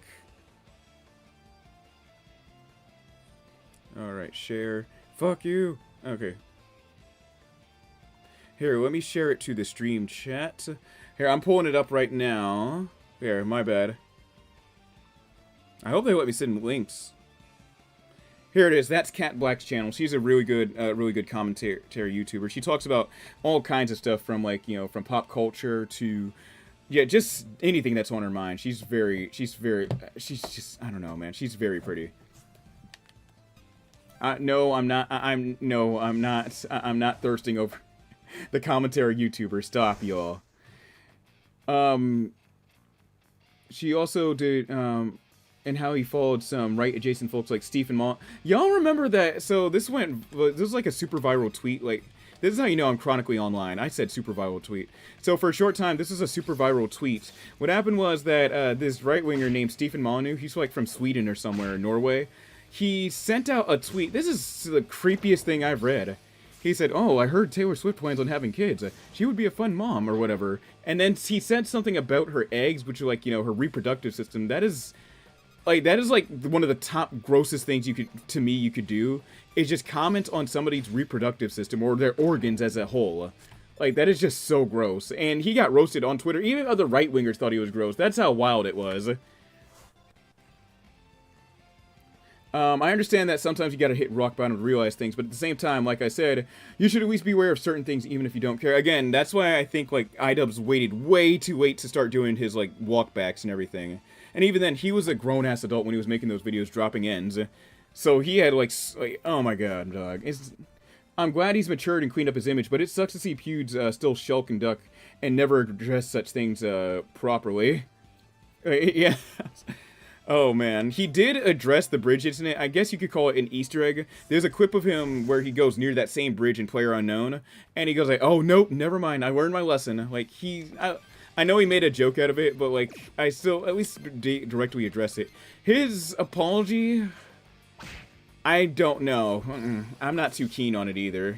It feels like a lawyer or a publicist wrote it, and I know this because he's rich enough to have someone write apologies for him. When you're at a point in life where someone could just crank out an apology that's not somewhere within the court system, you're fucking rich. Thirst equals appreciation. Well, I'm thirsting and appreciating Cat Black again. She's a beautiful black woman. Like, oh my god. And again, she's like, I don't know, man. Her channel's just so good. Oh damn, they're trying to bring the heat to me. Hold on. Look, Pixie's like, nah, bro. You want this smoke, man? Let's get it. Let's get dusty. Yeah, Pixie's not taking that shit. She's like, yo, you took my homie down. I gotta get at you, man. I gotta get my lick back. 4 attack. Boo-foo, Jonathan. Oh, he's got Hero Aid. Okay. No, Night Soul. That's what it is. I'm one of those people where I say sorry a lot, but I've never cared for getting apologies, nor have I ever asked for one. Me personally, it's more about what you do after you realize you've messed up than saying, that's a good point, you're right. I give off Canadian vibes. I say sorry for the most inoffensive shit. And I even say sorry like a Canadian as well. Through no fault of my own. I don't know who I picked it up from, but it just developed on its own. I just say sorry like that now.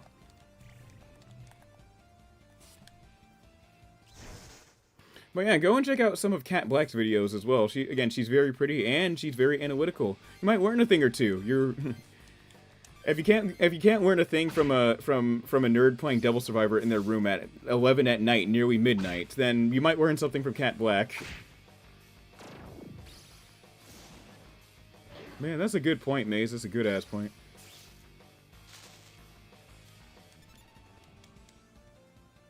Y'all, come on, man. What are y'all doing? Oh, alright, it was Ghost Wounds, but still, fuck it.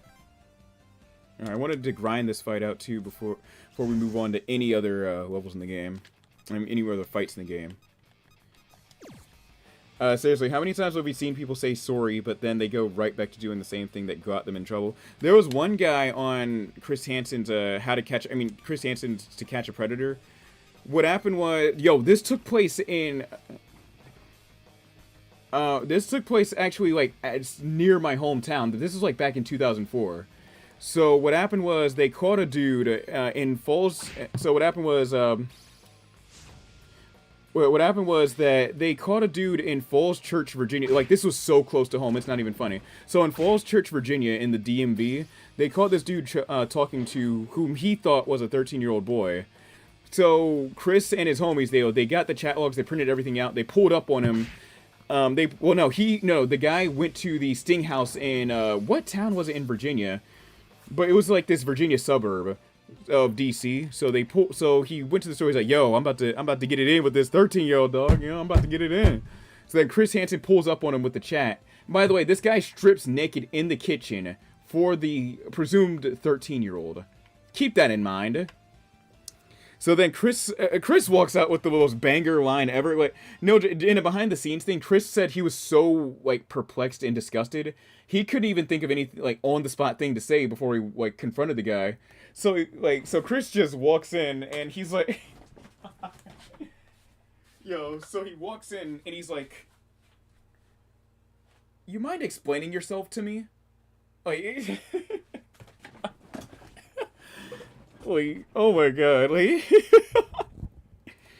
Because, like, as a journalist, what do you, as a news reporter, what do you even do with that? Like, how do you even... Oh, no. So then, now, here's where this comes back to Maze's point about people doing the same shit they apologize for. So, I think days or weeks later, they find the same guy from Falls Church, Virginia. He's back online, same screen name and everything. Here, let me full screen it. So the motherfucker's back online, same screen name and everything, and he's back to his usual tricks. He's trying to get it in with some. He's trying to have sex. No, not have sex. He's trying to pretty much rape an underage child. So they catch him online doing the same shit, trying to like groom or someone, like trying to groom or get targets or whatever. And then To Catch a Predator squad, cameraman and everything, he's like, you know what, we gotta confront him outside because we can't bring him back to the Sting House for obvious reasons. So what happened was they pulled up on him at a McDonald's in Arlington, just across the bridge from the Washington Monument. And I know it took place there because they tore down that McDonald's, but the locale around it, I still remember what street it was. I don't remember the street name, but I remember the exact street it was on. But they pulled up on him at a McDonald's in Arlington. And and Chris came in with some heat this time. He was like, I've been in TV for 20 years, and I have seldom seen anything like this. And then the guy was like giving every excuse in the book. He was like, oh my God, I mean, I didn't mean to do this. I mean, I'm going to get some help. Well, where are you going to find help? The Yahoo chat rooms? Like, clearly you've got an addiction or predilection for preying on for preying on children. Like, so this goes back to your point, Maze. Some people just won't change at all. I don't know. I'm sorry I went on such a crazy anecdote, but still. I'm surprised he didn't throw up. I am too. Chris did say on one of his podcasts that they ended up. I think he said that they ended up throwing away that stool. Which I would have done the same thing. I'm not gonna lie to you. You're forgetting one thing. PewDiePie getting canceled caused the adpocalypse. Yeah, I know. The mob convinced advertisers to pull money from all of YouTube, not just... I know, that's what I was talking about this entire stream.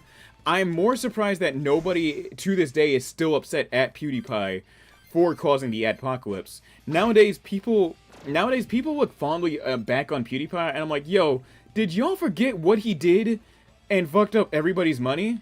Did y'all forget that after he fucked up everybody's money, he did it even more, where he accidentally said the word during a game of PlayerUnknown's or whatever? Like, oh no. And again, and I still have beef with him. Again, he got me kicked out of the YouTube partnership program, like, prematurely. Alright, it is now 12 o'clock midnight, 7th of December, 2025, Eastern Standard Time, Anno Domini. Alright. Do I end it here?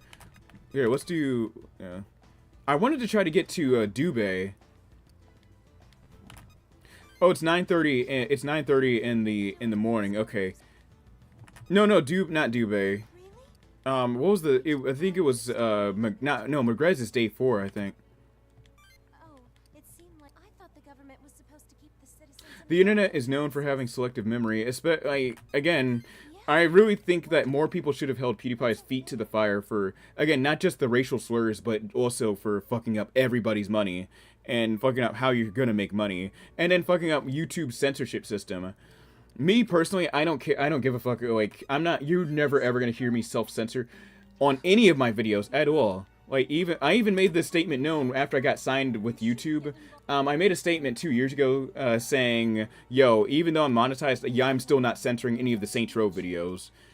Again, you're never going to hear me say unalive, you're never going to hear me say graped or anything, which I think is mad disrespectful to any victims of sexual assault. Yeah, it feels like... Okay.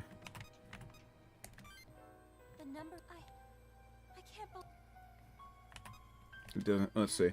You'll have people who say certain things, they never let you live it down. Then you'll have others who do certain things where they'll just forget about it, and after a while, like, dog, you're not gonna say unalive someone in sewer sign is also hella disrespectful.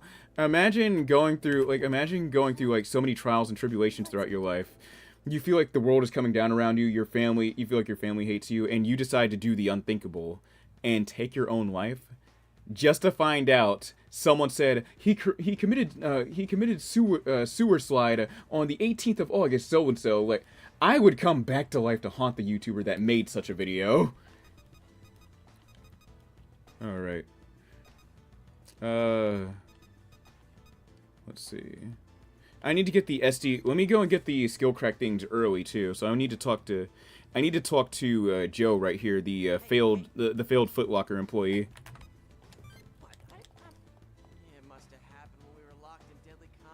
That's like 500k yen. That's like $50,000. Good gun.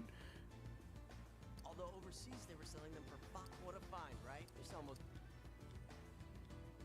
Oh damn! For a jacket? Huh? Oh come on, that's A little off topic around the stuff we're yapping about. But as someone looking more into religion, it really is a weird time, especially online, to do so. I'm hovering right now, possibly around Christian or Judaism. Are you like planning on converting or anything? What this is? Oh well. I don't know. You said you're looking into it. Being online right now and like just, oh man, being online right now with the whole thing with religion, it's a very odd place to be, because right now with AI getting out of control, there's been more lawsuits for OpenAI. What happened was, like, there are now cults. Well, for the past few months there were cults. I don't want to say cults, but there were people getting like genuine spiritual psychosis from their Chat GPT bots. They've mainly because they're saying, "Oh my God, if you talk to your Chat GPT bot, he awakens and he tells us secrets that we've never heard before." And like, it's getting genuinely disturbing out there, like in somewhat of a spiritual manner. I'm not even religious anymore. I left the church back in 2012, but like, it's just a weird. It's just like spirituality in 2025 is very, very, very weird. I don't know. With the advent of AIs and people suffering from spiritual psychosis, it's wild. That was.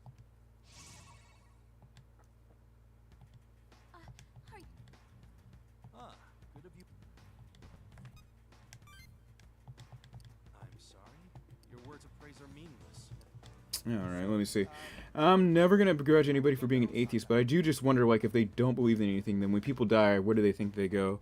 Me, personally, I believe maybe it is just... Maybe, to me, personally, I believe maybe it could just be darkness.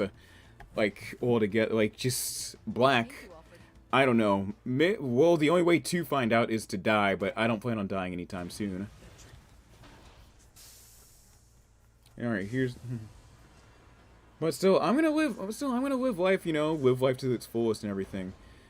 Live life to its fullest and not disparage anyone, you know, that has different religious beliefs or anything. Just wait.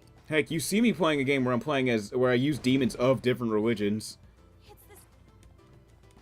But still, like I said, spirituality in the year 2025 is just very, like, with the advent of AI taking over, well, not taking over people's minds, but people having genuine psychosis because of, like, algorithms and AI.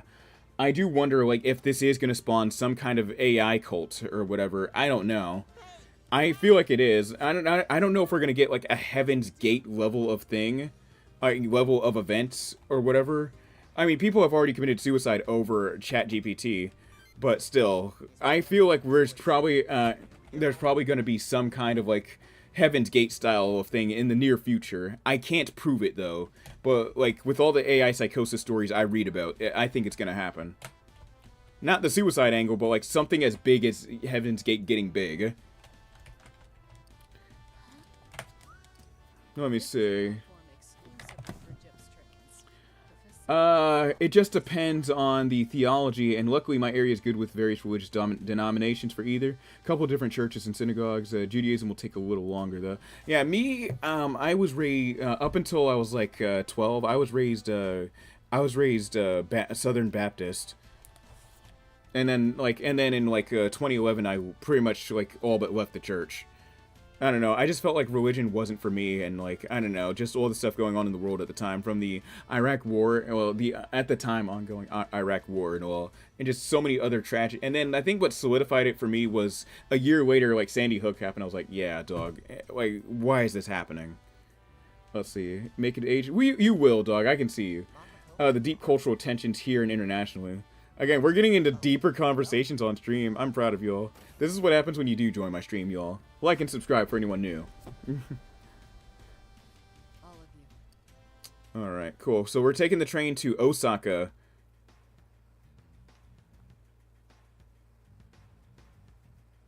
Alright. What? Yeah. I'm gonna try to do... No, battles in this game take a long time. I might just... I think this might be a good spot to stop for the week. Oh no, that's right. I forgot to give out my so I'm trying to start a thing on my channel called Album of the Week, where I recommend albums. I tried doing this a few times before, but it just didn't hit. But I swear I recommend my favorite album that I've been listening to that week, and you know, just try to get other people into artists and everything. So this week's album of the week goes to an album by the one and only Juicy J, and that goes to his mixtape Rubber Band Business 2 from 2011. It's one of my favorite early 2010s trap mixtapes. It's one of my favorite early 2010s trap mixtapes because mixtapes like Rubber Band Business 2 and others like it with Waka Flocka and a few others, all those trap mixtapes help solidify the sound. Those sounds of the early 2010s helped solidify the sounds that we know and love today. You know, from those hi-hats and 808s that you hear in damn near every rap song. Yeah, it sounds like it came out like not even a few years ago. That's how well it's aged. Rubber Band Business 2. And for anyone that watches like content involving like Bethesda games like New Vegas, you might recognize one song off of this album called So Damn Fucked Up. And the reason why I bring that song off the album up is because in recent months, that song became a meme of its own for anyone in the Fallout community or Bethesda community as a whole.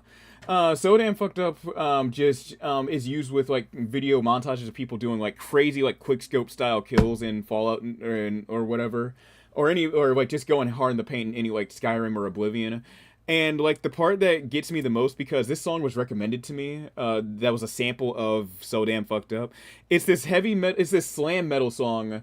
You know, I'm also going to recommend this song for Album of the Week. It's called Geeked Up Playing Xbox All Day. I'm going to leave links to these songs, by the way, so you guys can listen.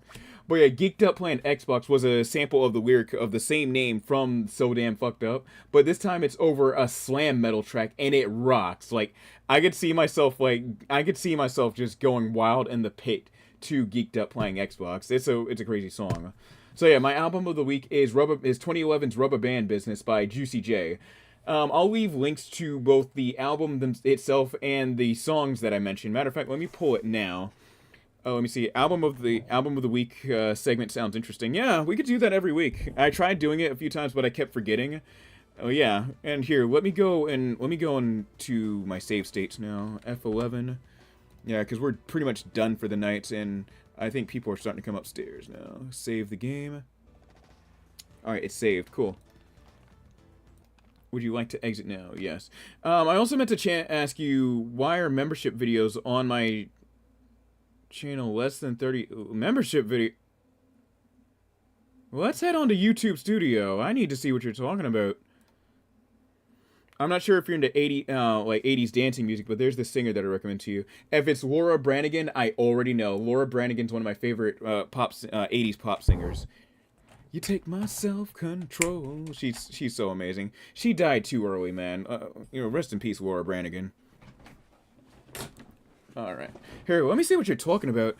A membership video. I have to see this. Oh, wait, whoa. Discord, private messages. Here, let me alt-tab real quick so, like, no dumb shit, like, from my recommended shows up. Hold on.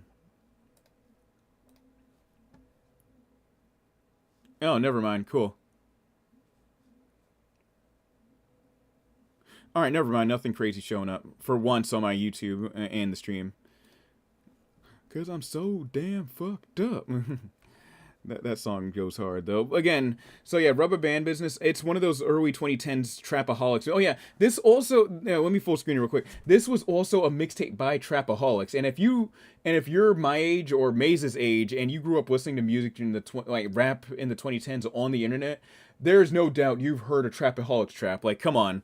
Like, if you don't remember, damn, son, where'd you find this? Like, you're clearly too young to watch me, alright? Get off this channel. No, really, get off this channel if you're that young.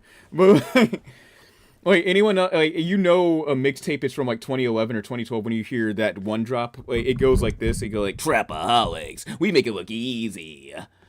Or some real trap shit. Or my favorite one is this, fuck with your boy. Like, oh man, like, if you don't remember those drops, you either weren't there or you're too young to remember, man. Like, those, like, the Trapaholics mixtapes were amazing. And again, all those Trapaholics mixtapes have aged very well. And they set the foundation for how producers would make music nowadays from the mid 2010s and onwards, from the 808s and the hi-hats that you hear in every song. So yes, Rubber Band Business, it's aged gracefully. All right. let me switch over to my computer real quick.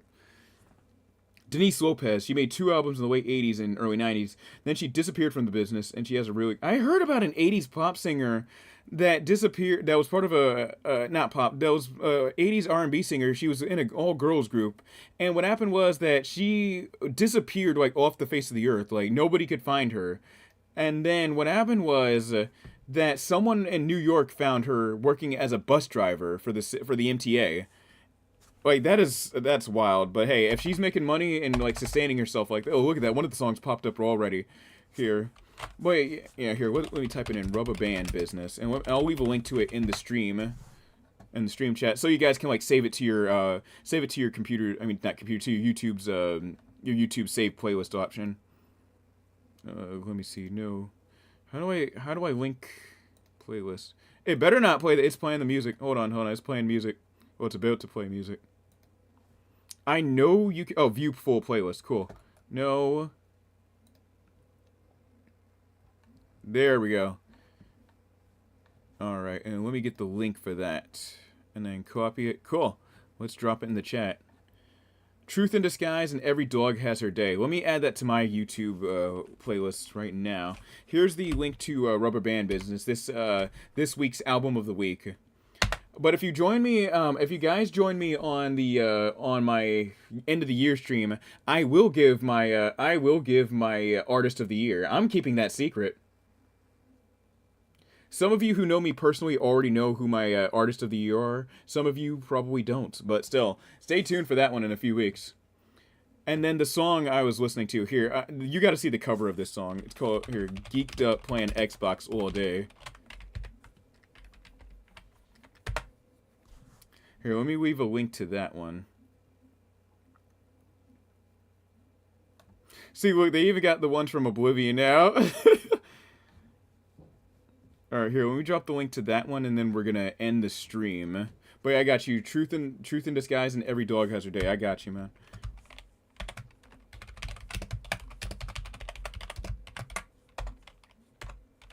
Xbox all day. Let me get the link.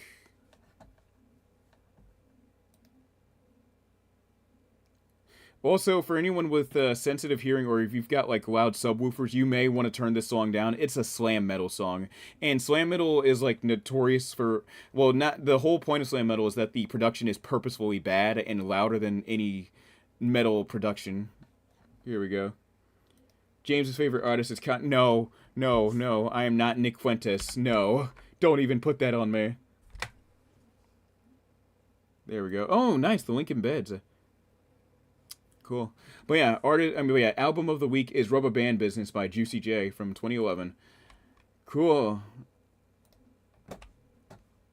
Alright, cool. That is a crazy thumbnail, by the way. I don't even know anymore, dog. Here, hold on. And here, let me add those right now. Truth in Disguise. What's so... Oh, lordy.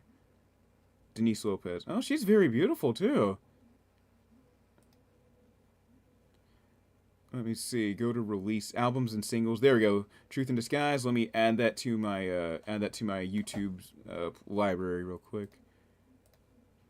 There we go. Save the playlist. Awesome. And then it was Every Dog Has Her Day. View playlist. I'm gonna listen to these while I'm gonna listen to this while I'm folding clothes tomorrow. I got like a huge pile of clothes I need to fold. All right. Dope. I think it's about time we close out the stream. Plus, I'm gonna be geeked up playing PlayStation all night though.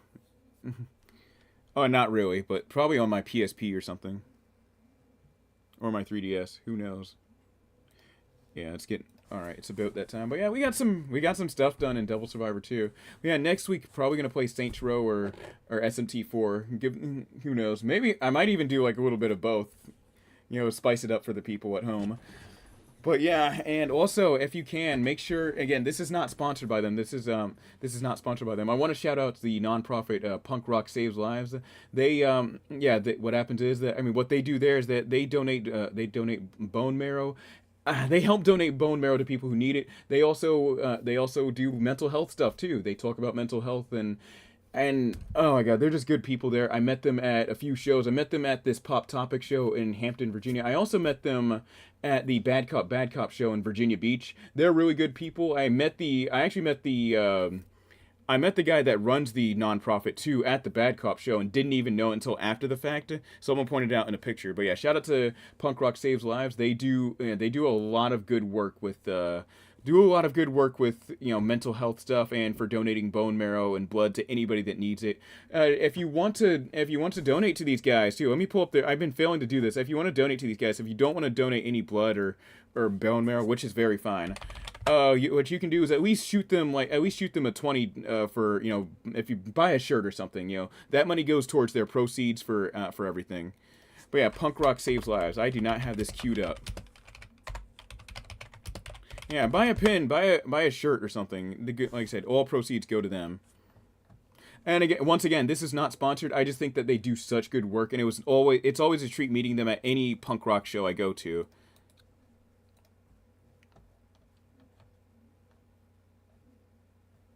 All right, here it is. Punk Rock Saves Lives.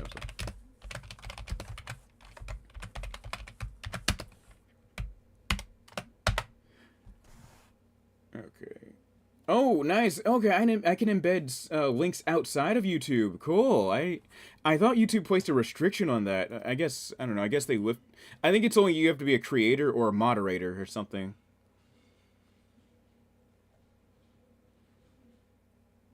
I don't know. Cool.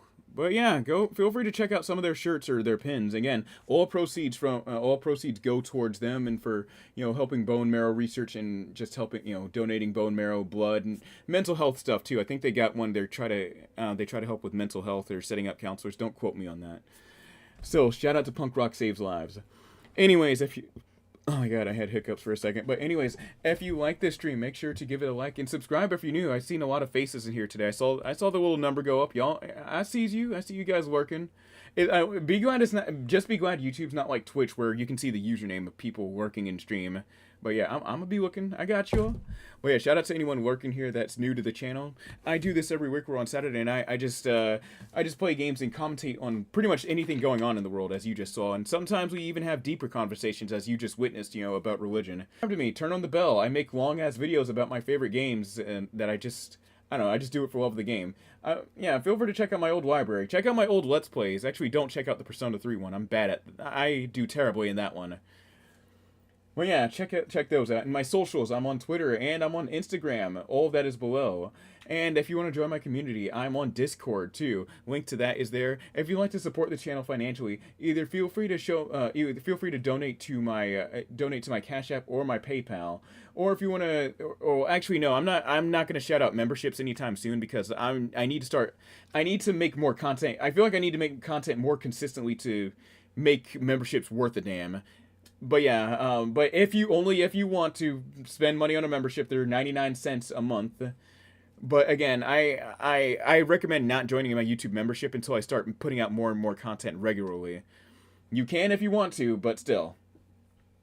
But yeah, the benefits for being a channel member are getting all my video transcripts, also some behind the scene, more and more behind the scenes stuff. I forgot what I even offered on my own membership program. That's a damn shame. I need to get back on it, you all. But still, if you want to join a membership, and to donate to me, it's Cash App or PayPal. All those links are in the description below. And I think it's about time we close this out. Matter of fact, I was the only one in the Discord call. They had both fallen asleep by then, too. That's a sign I need to go to sleep. But, yeah.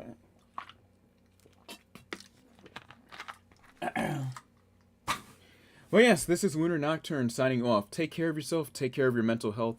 Love someone you love. Oh, my God.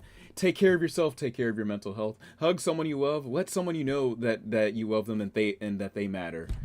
This is Lunar Nocturne signing off.